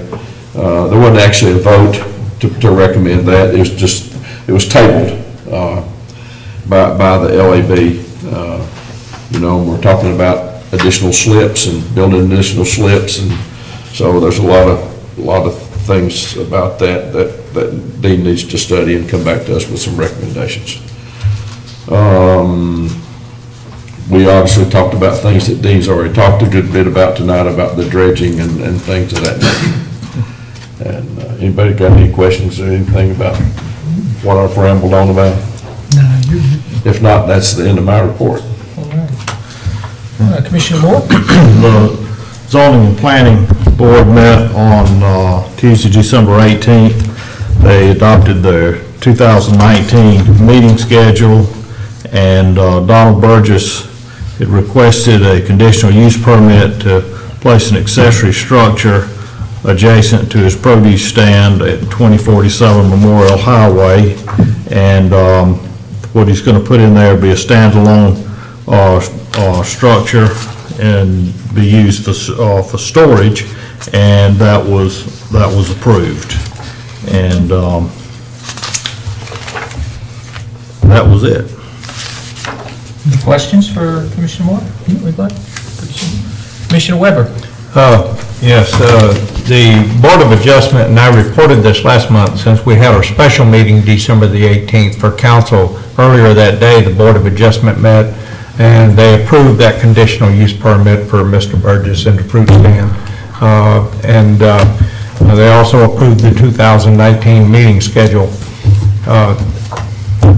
January the 3rd, we had a combined workshop with Town Council and the Parks and Recreation Board to discuss the Parks, Recreation, and Lake Director position and the Parks and Recreation Coordinator position. It was a good workshop, lasted a couple hours. Mr. Tchaikovsky, a member of the board, presented an excellent package on economic impact and benefits of certain parks and trails and what it can add to towns and to local economy. A lot of good information came out of it, good dialogue with the manager and the board and the council and the board. And then following that, the Parks and Recreation Board conducted their regular meeting, which only lasted about 45 minutes. It was just a few housekeeping items, talking about counters, signs, a couple of things there. And they have some plans to move ahead with another workshop among themselves, and then to provide some information back to the manager on possibly adding to the job description. And that was it. Thank you. Any questions for Commissioner Weber? No? If there's none, then I guess that concludes the board liaison reports. That moves us into item number 7, which is public comment. I have one person who has signed up, Pat Beatty, for public comment. Hey, come forward, Pat, and again, just give your address, and then you've got 5 minutes to say your piece. Okay, 2153 Memorial Highway. First off, the emergency procedures when we had the really heavy snow, I thought our town did superb, absolutely. The one thing I was concerned about, though, it's the first time I can remember where there was no cell service, no electric, and no way to communicate with us is what's going on. So how do we do better the next time? I don't know if we follow the fire process or what, but people with four-wheel drives can get out, like my neighbor, and he was trying to keep us updated, but it was kind of weird, no cell service. But our Fairfield Tower has lost electric too, so it was just weird, and I'd like to see us improve on that. And then moving into that, the trees on the line situation, if you're an old timer like me and you've been here since before 07, 08, they used to trim the slopes. They used to trim the canopies. They'd cut down all the scrap trees, they would dig ditches, they would take care of the kudzu. And I feel like if that was done again, that the severity of that storm, our local businesses wouldn't have been closed for so long.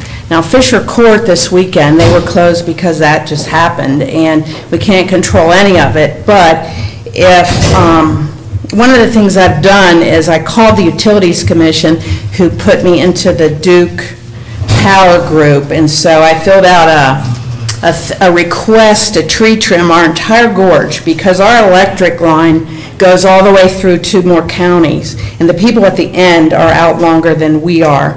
But I'm trying to think of the businesses, the little businesses here, where do the people go to eat, that kind of thing. So I was hoping maybe the town council with Chimney Rock could try to find somebody at Duke where we could hold a public session here and just talk to them. Or find monies. Whoever's got a wire on the pole, then you've got to come forward and put some money into the coffers to keep that stuff cleaned up so that our little businesses can keep going. Let's see, what else? Oh, when I went to Duke and filled out my little request, within hours, people started getting phone calls from Duke. We're so sorry for your outage, this past weekend. Has that ever happened before? So I was... Yeah, that was after the fact. Yeah, after the fact. Well, I had called the utilities, and then they referred me to Duke, so I thought, okay. But, we all pay a lot to Duke, and we're not really getting a return on our investment. A couple of more things. I know we have a lot of stuff going on. And when I read in the mayor's report about significant increases in taxes, I was wondering if you're working with the TDA or anybody like that, because in other counties, their TDA is helping with infrastructures, costs. And in Asheville, they're doing a food and beverage tax, which I know years ago in the chamber, we looked at that. I know Myrtle Beach did an extensive upgrade on Ocean Boulevard, and when I went there for 3 years, I don't know, I paid like 10 or 15% just in the hotel to help them upgrade Ocean Boulevard. So I thought that might be an area you guys could look at. But Mayor, when you say significant increase, I'd like you to define that somehow, but because I'm thinking thousands of dollars that I'm going to have to save. So if somehow we could get a letter or something to figure out how much increase our own personal taxes are going to be with all this stuff going on, that'd be great. Sure. Well, we've already incurred the tax increase. I thought you had. Yes, and if my article inferred to you, and I'm trying to think about where that might have occurred, that we were facing or we've identified any additional significant tax increases, that is misleading because it's not true. We may, we don't know at this point what the ultimate cost of all these major infrastructure. But we did, in passing the last tax increase, we did anticipate what capital debt service requirements were going to be, at least for the dam. And we incorporated the additional funds that our Public Works Director was discussing for increased road repairs.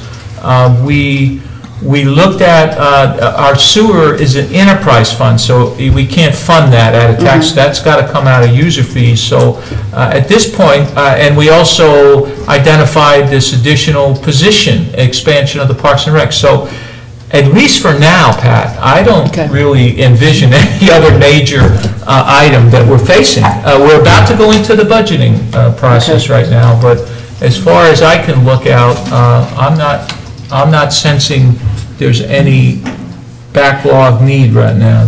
Well, I just feel like a lot of the tax, it's all on the shoulders of the taxpayers. And it's to grow our economy here. But what about the visitor?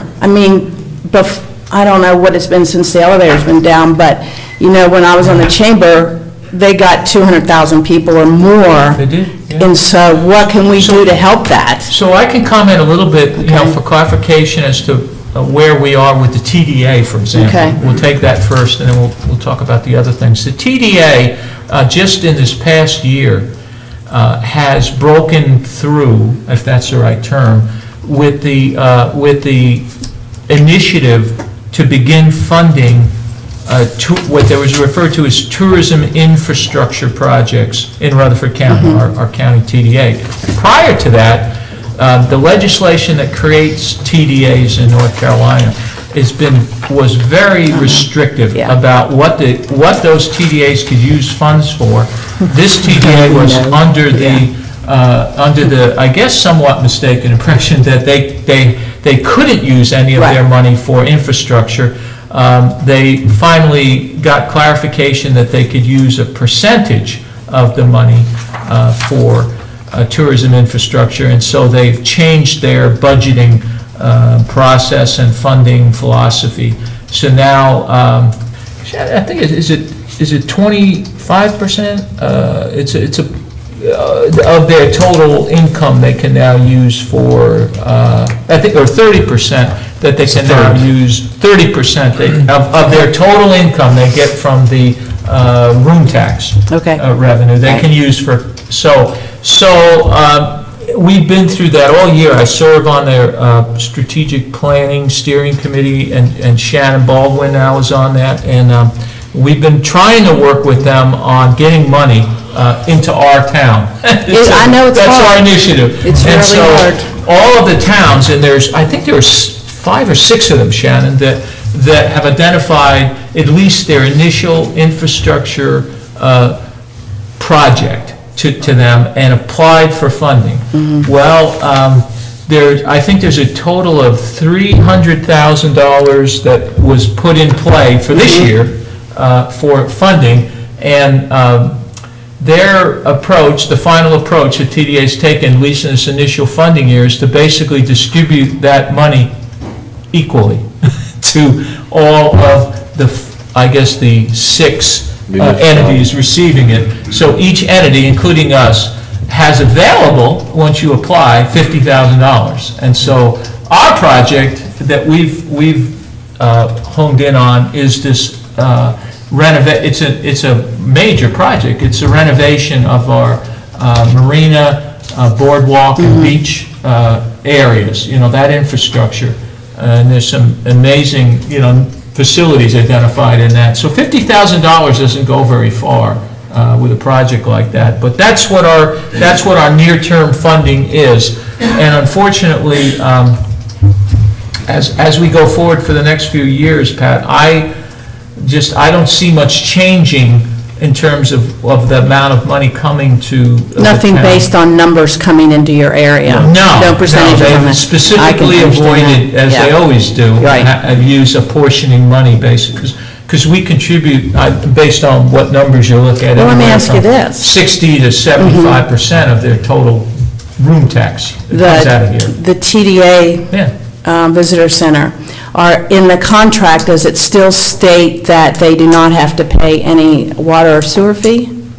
Because that was in the original one. I can't comment on that. I don't know what their contract is, but I can tell you right now, they will be a partner, if that's the right term, a participant in our project over here, our tourism infrastructure project, and that if it goes the way it goes, we've talked to them about moving out of this visitor center into the new facility, and we've talked to them about a rent structure over there that would be market with sewer and water, market driven, but the sewer and water might be something else.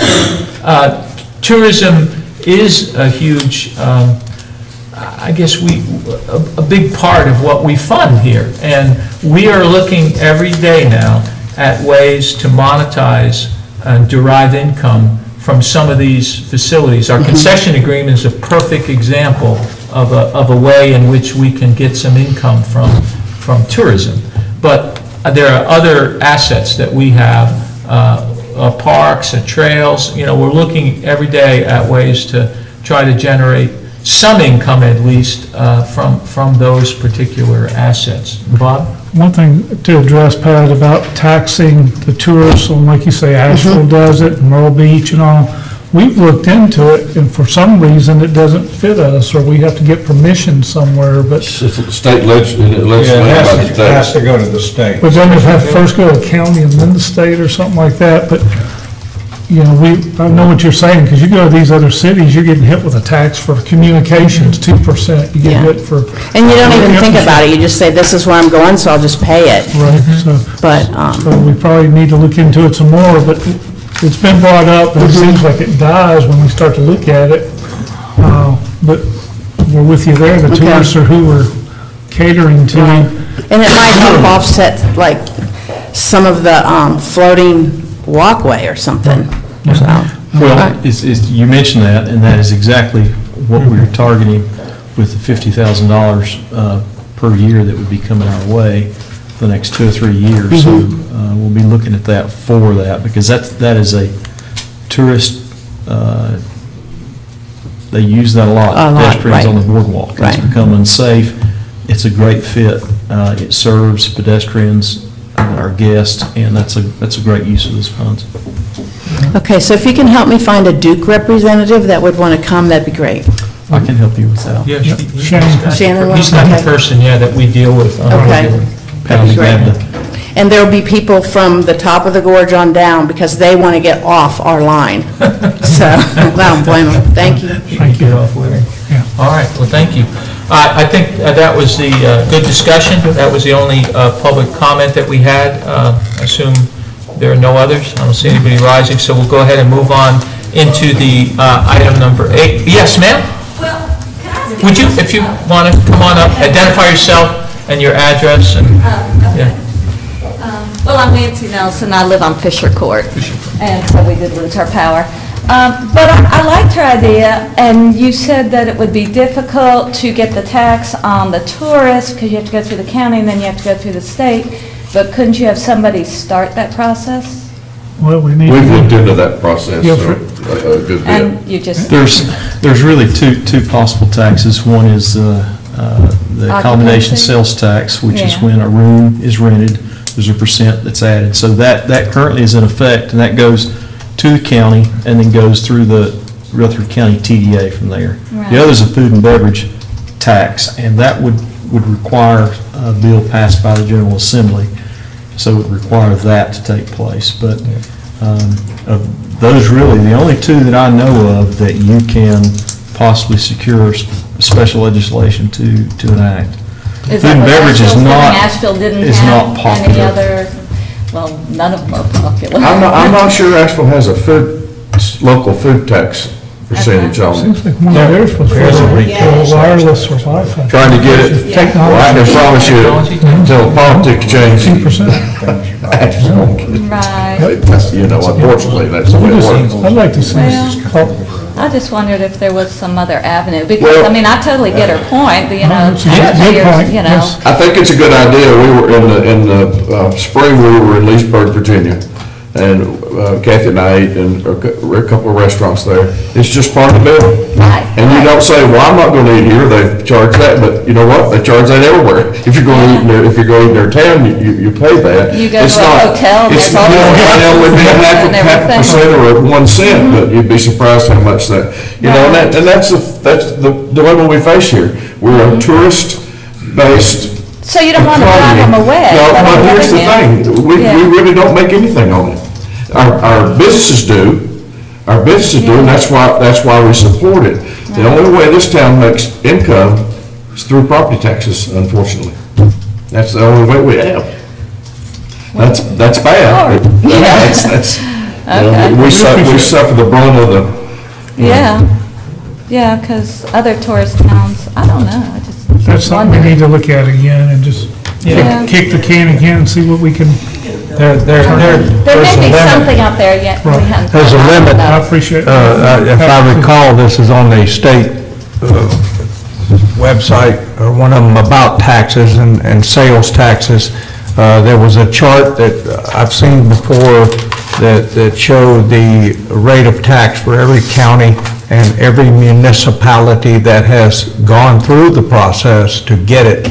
There's a limit, and I can't recall if it's 7.5%. Yeah. I think recently Rutherford County passed the 1/4%. They did. That got 'em up to the limit. That they're doing for the school, and I believe that brought the county tax rate up to 7% for sales. And that means there's still another 0.5% out there, or, I'm sorry, 1/2 cent. It's 7.5 cents per dollar. And yes, we could apply for something like that. Yes, the process has to be started. It has to go through the state legislature, I mean, it's still there. It's always a possibility. Yeah, the county has to do it. Well, thank you. The county has to do it. Municipalities can file for it. Good, that's a good point. Thank you very much Well, thank you. for your interest there. All right, well, let's then move into item 8 here, the consent agenda, and as we discussed earlier, when we approved the agenda, we added a couple of items to that that hadn't been on there. So I'll just quickly, before we entertain the motion, kind of read off the now 5 items that are on the agenda. ABC, which you see there in the printed agenda, the adoption of the special town council workshop minutes from December 5th, and then the special town council minutes of December 18th. So we both had those in our packet, had a chance to look at them and make any revision recommendations to Michelle. We had a budget amendment 237 in regards to a fire truck, and a similar budget amendment 238, which related to the earlier session we had with Officer Green and his separation allowance, so we had to take care of that as a budget adjustment. And then we added the item on the town manager employment contract addendum, and then lastly, the approval of the minutes of our closed session of December 18th, I believe it was. And so those are our 5 items. I would entertain a motion to adopt the consent agenda. Mr. Mayor, I move that we adopt the consent agenda as amended. Okay. I'll second it. Second by Commissioner Cameron. All those in favor say aye. Aye. Opposed, same sign. Okay, moves us to item 9, which is unfinished business. This gets us back to the adoption of the Lake Lure Tours concession agreement addendum.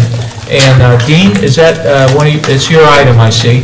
You want to give us just a little intro and tell us what we're looking at here and what we'll be adopting if we adopt it?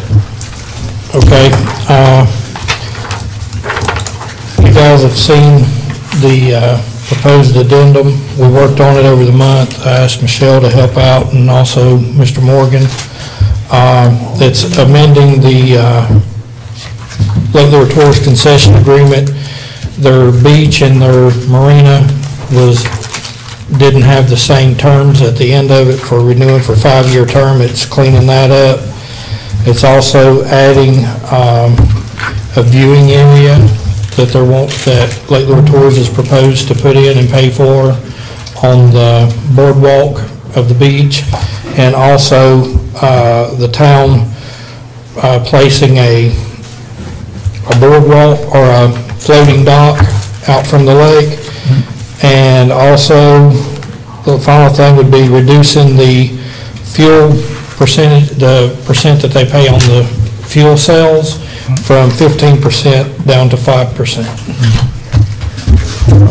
I got 2 things in here. On page 53 of our book, or the second page of the amendment, where it starts at the top of the page, concession agreement is amended, talking about the 200-foot section of the floating dock. There's no mention in there of the percentage of revenues. And if I recall from the discussion that Mr. Whitmer, if I'm correct, stated or in the paperwork presented one place or another, that any revenues generated from that floating dock would fall under the same 15% agreement. Okay. So, and there's no mention of that there. Is that correct, Mr. Whitmer? Okay. Okay, thank you, sir. The third paragraph down on that same page, where it says the concession agreement is amended to provide the term of agreement to operate the beach, talking about where it doesn't mesh with the language in the other part of the concession agreement. Mentioned that last month, and from what Mr. Baldwin said, we were holding off on that because that's part of another discussion. So earlier this evening, I got with him, and he says, yes, he wanted that deleted from this amendment today. So that paragraph on the second page, the third paragraph down, should be deleted in its entirety from this proposed amendment. For the time being, it'll come up later.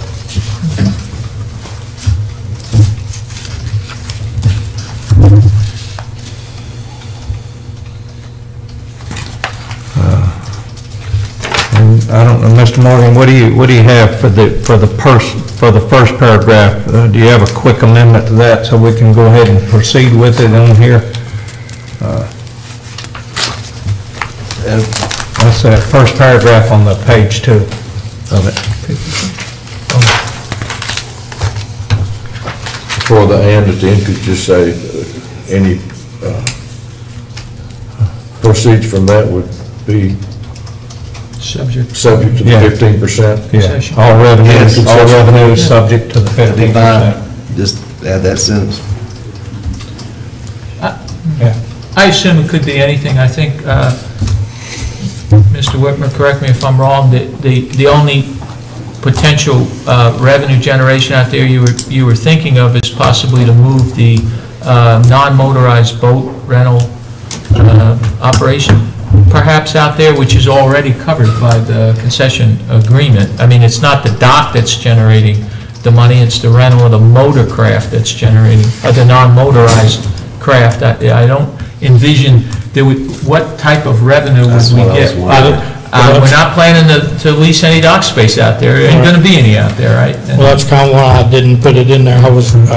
I couldn't think of anything that the dock itself would do to generate revenue. I mean, I have no problem adding this, it's just I'm trying to get to the reality of what we're really...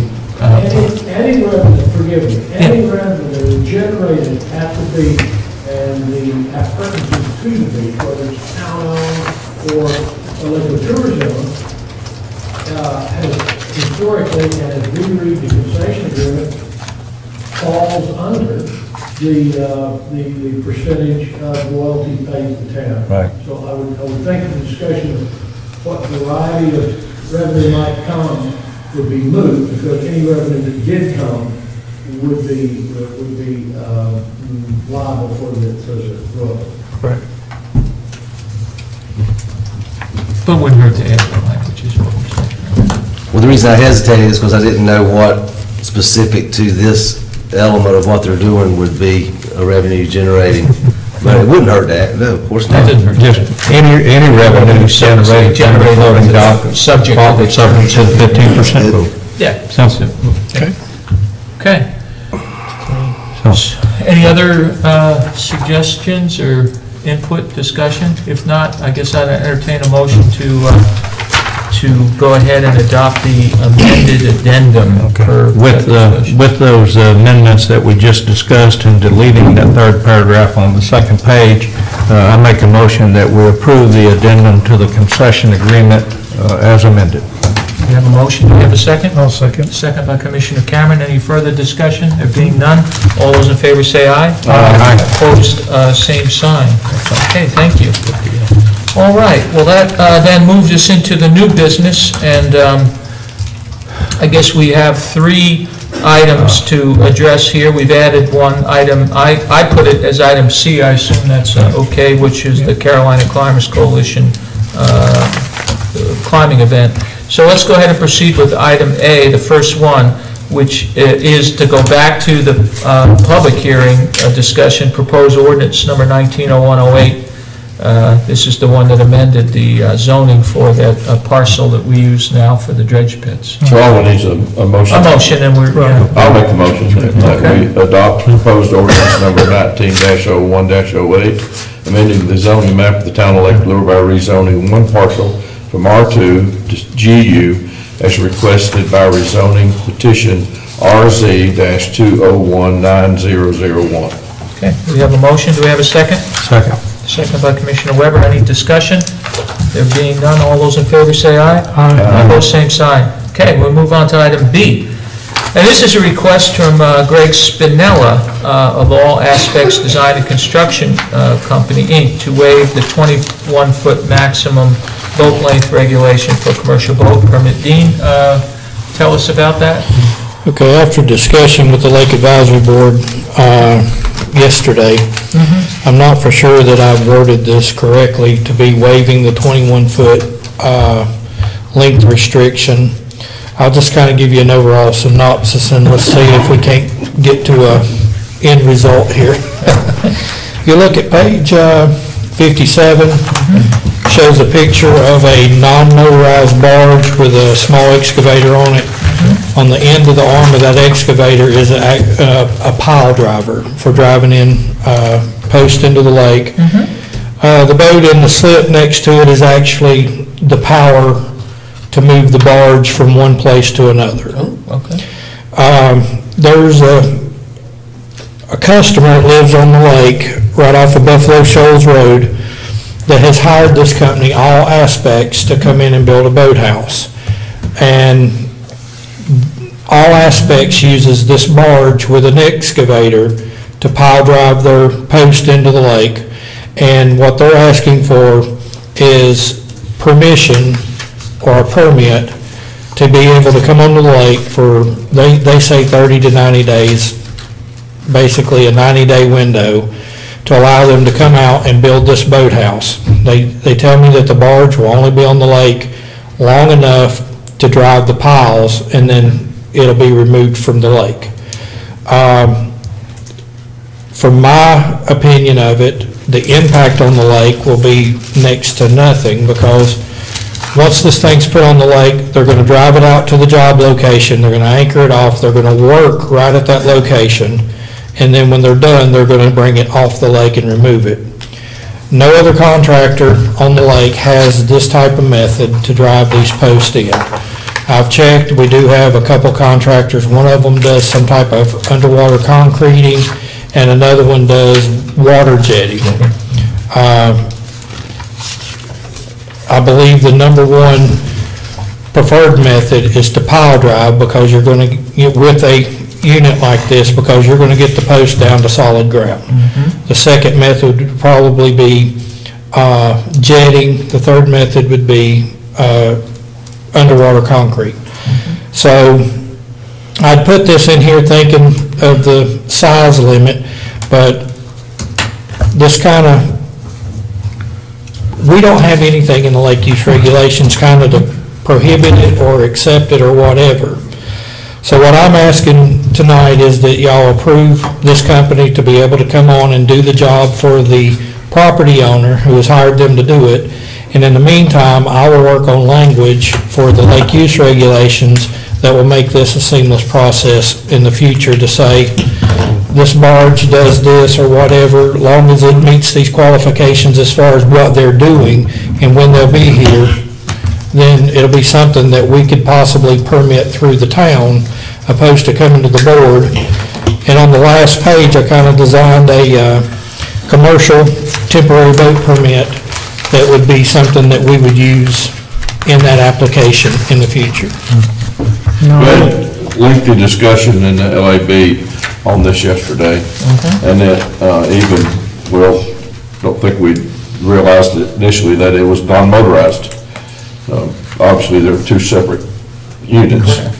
So and that's when Dean realized he didn't have anything in the regulations to cover 20-foot, 21-foot, 16-foot wide barge. Right. So, Dean, I agree that we need something in our regulations that makes this an administrative process. We don't need to be looking at this type of detail. Maybe as you're reworking this thing, if you could come up with something that would, for construction or for like the folks diving at the dam and things like that, something that serves the public purpose or as construction, and you'll figure out the wording that we can approve that and pass that along, that approval authority to you or the town manager, or both, however you guys want to do it. Okay. Because they're not going to keep it here any longer than they have to, because they got to take it to other jobs, so Yeah. they don't want to be here any longer than they have to anyway. And I don't think we're going to have a special meeting in here because somebody's kid wants to ski behind Right, it. I agree. Yep. Yes. What are we doing for their motorized push boat? That was the next part of. That's a commercial permit? Right, that's the next part of this. Bringing this barge onto the lake, all right, a service boat that is in our commercial model pays $500 a year. A commercial motorized boat, we don't have a classification saying a push boat, you know, a commercial push boat above 10 or anything like that. So it's kind of, I brought it up to the LAB last night, and it's pretty much referred to you guys to say, how do we charge this? Okay, the company that puts this on there, all they're going to do is they're going to turn around to the property owner and say, well, here's the bill for this. One of my suggestions was a service boat pays $500 a year. Let's prorate it out for 90 days, do the $500 would be broke down into 3 months, plus the application fee, which is $45, and would be a little over 270, wasn't it? Or somebody figured it out. yeah. So whatever the, Four quarters a year, 500, so it's 125 plus your 45. yeah. 125 is for 3 months. Right. That's 45. And that's just a suggestion from me. It's just to kind of get the conversation started, to kind of see where you guys felt like you'd want to be. What do you need from us tonight to go ahead and let these people get on their way? I would just, tonight I'd like to see you approve this, to put the barge on and to give them the 90-day window, and. A one-time thing till you get the other put together. Correct. So you need an approval for a prorated permit, Yes. which you don't have allowance for in the rig. Correct. And the barge, got it. Yeah. Yeah, I'm okay with that. Okay. All right, I'll make that motion that we approve this, we give this boat a 90-day permit, prorated, one-time deal, and this isn't part of the motion, but then you will go and come back to us with something supplemental to this for Yes, sir. going forward. Yes, sir. Okay, that's my motion. I'll second it. A motion and a second. Is there any discussion? Yes, sir. I'd suggest we add the $170 fee, specifically the 125 plus the 45, as that prorated price. Okay. So we good with that motion? We're good. Okay. All those in favor say aye. Aye. Opposed, same sign. Now I make a motion that we adjourn. Wait a minute.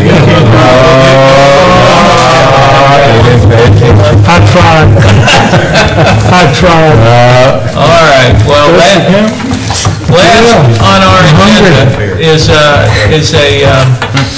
we've had a request from the Carolina Climbers Coalition they'd like to put on this climbing event again this year. They've done it before, and we have William Goodson? Yes, sir. Okay, William Goodson here from the coalition, who's going to tell us exactly what they would like to do or plan to do, and what they would like from us in terms of approvals to do this. It's looking bad now they turned down my adjournment motion.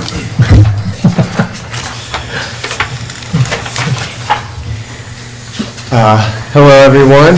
My name is William Goodson, and I am the treasurer of the Carolina Climbers Coalition, and I'm here today to represent our nonprofit organization.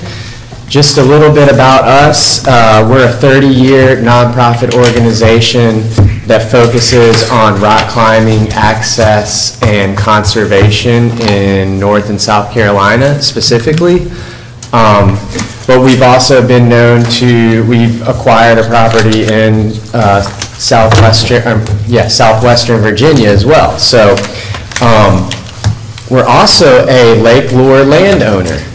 We own a portion of the west side boulders up at the Rumbling Bald Access. And so this would be our 4th year putting on the climbing competition that we're proposed to do. We have already gotten approval with the state park, with James Ledgerwood, and we're working with Mary with the LLC as well. And in the just kind of a little rundown on the event. It's a bouldering competition that takes place up at the state park, Rumbling Bald Access. We, in the past, have staged the registration and our award ceremony and things at the visitor center, and actually in our registration has been in this room, in the community room. We shuttle people up to the bouldering area. It's still open to the public. The state park doesn't close the access, so, you know, anybody can come free of charge and spectate, and they just have to ride the shuttles because the parking up there closes down. But, so you guys have been a huge partner with us to allow that to happen, and it's a big part of the logistics of the event. We're looking at President's Day weekend, so that's February 15th, 16th, and 17th.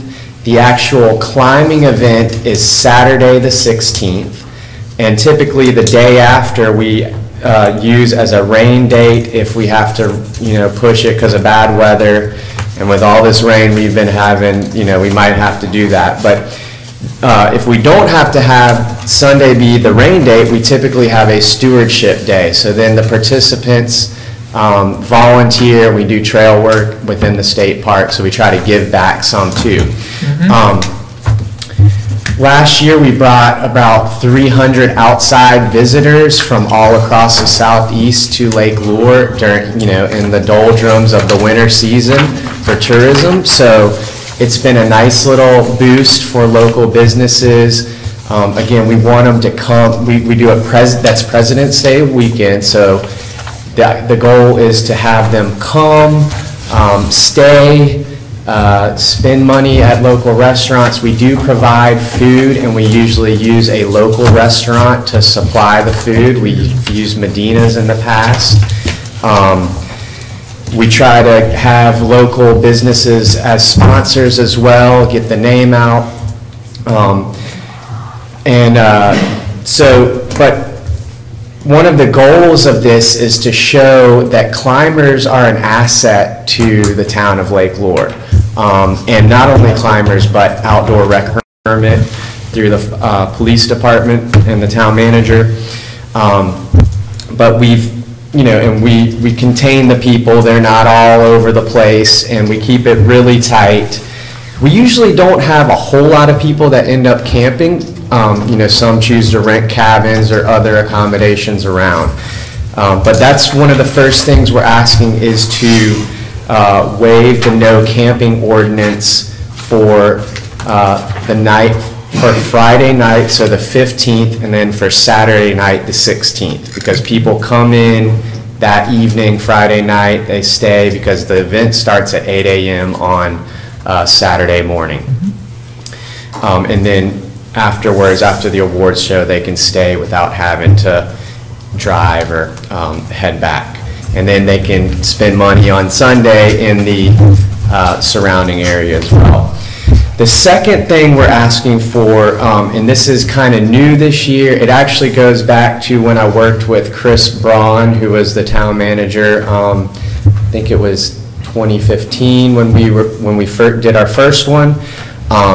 He actually waived the rental fee of the hall and the meadow for me. And so I'm asking if we already qualify for the reduced rate because we're a nonprofit, but I'm asking if we could possibly waive those fees for the event since we are bringing an economic impact to the town for this weekend.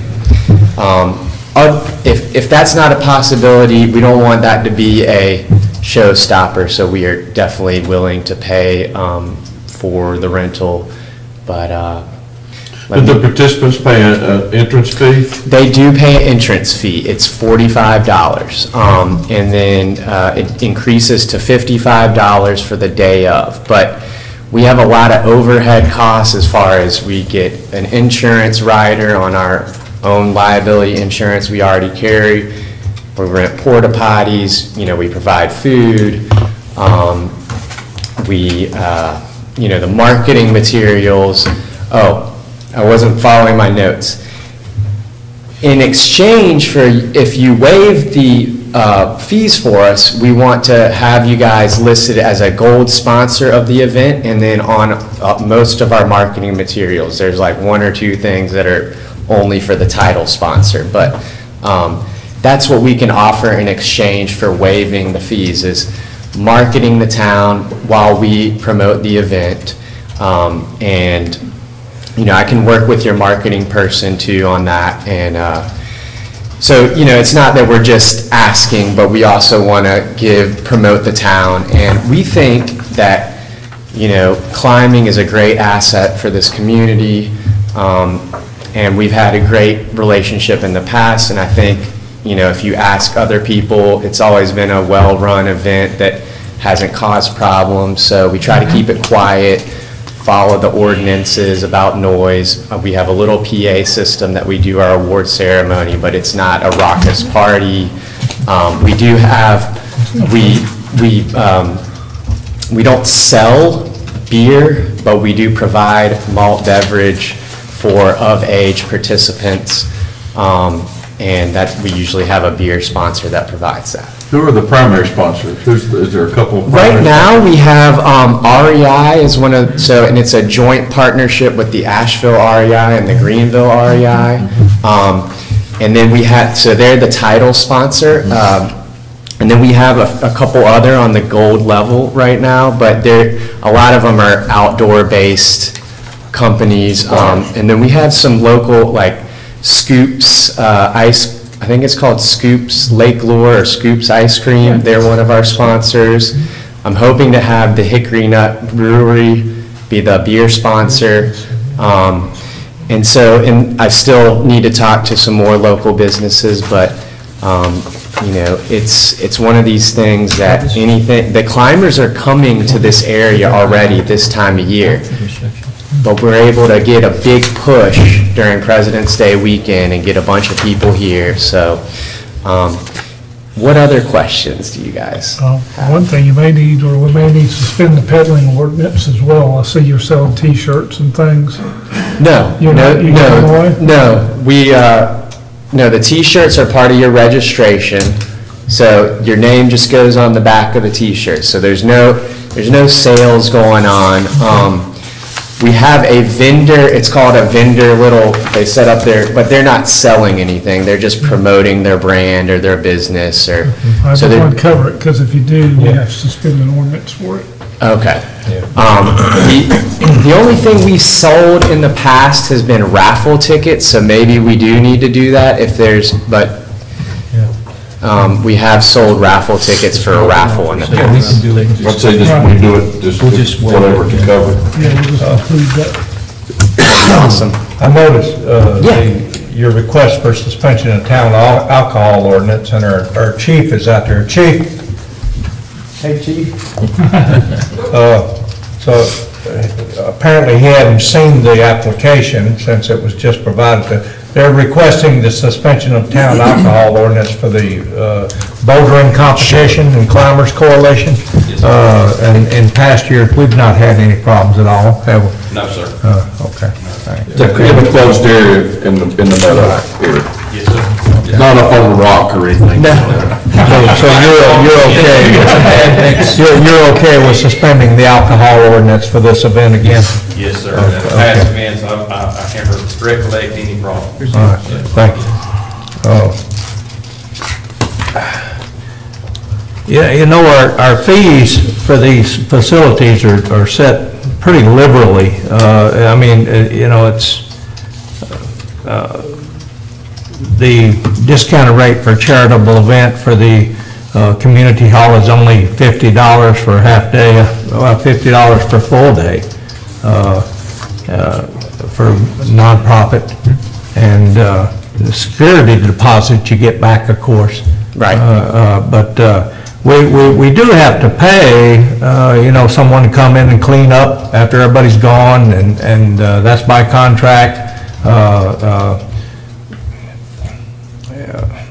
the electric's only $10 per day, and water $10 per day.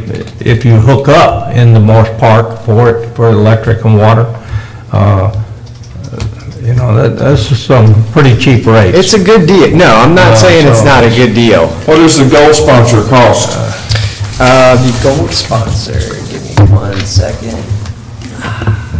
It is, And I noticed last year y'all ordered a dumpster. I know you're looking for his answer, but you ordered a dumpster last year. yeah, and we can do that again. The gold is 600 cash to cover overhead and 750 in retail swag. So it's, which means, A lot more than what you're paying in fees. yeah, So if we waive the fees, you'll make us a gold sponsor at no charge. yes, sir. Well, And if you want to, if you want to adjourn, talk about that. No, we're fine, we talk it out front. Okay, all right. Yeah, we harass We it. have to talk everything out right here. yeah, the dumpster fee last year was like $200. There was 200 for rentals. You paid, what, $800 last year, I believe. Yeah, it ended up adding up because we had rain, so then we had to get an extra day of multiple things last year. So that's why it was a little bit bigger of a line item on my budget than I had anticipated. So I thought, well, let me see if I can try to maybe work with the town this year, so. I see no real problem with everything except for the town having to order a dumpster for the event, which we normally don't have. Right. And that's a straight out of the pocket expense there that we don't recover. But other than that, I see no problem with waiving the rest of the fees, which is really unusual. I'm sure. So you would handle your own dumpster? Or I could, we could pay the dumpster fee, or we can have a truck and haul off the trash too. I mean, we've got trucks, we can get rid of the trash.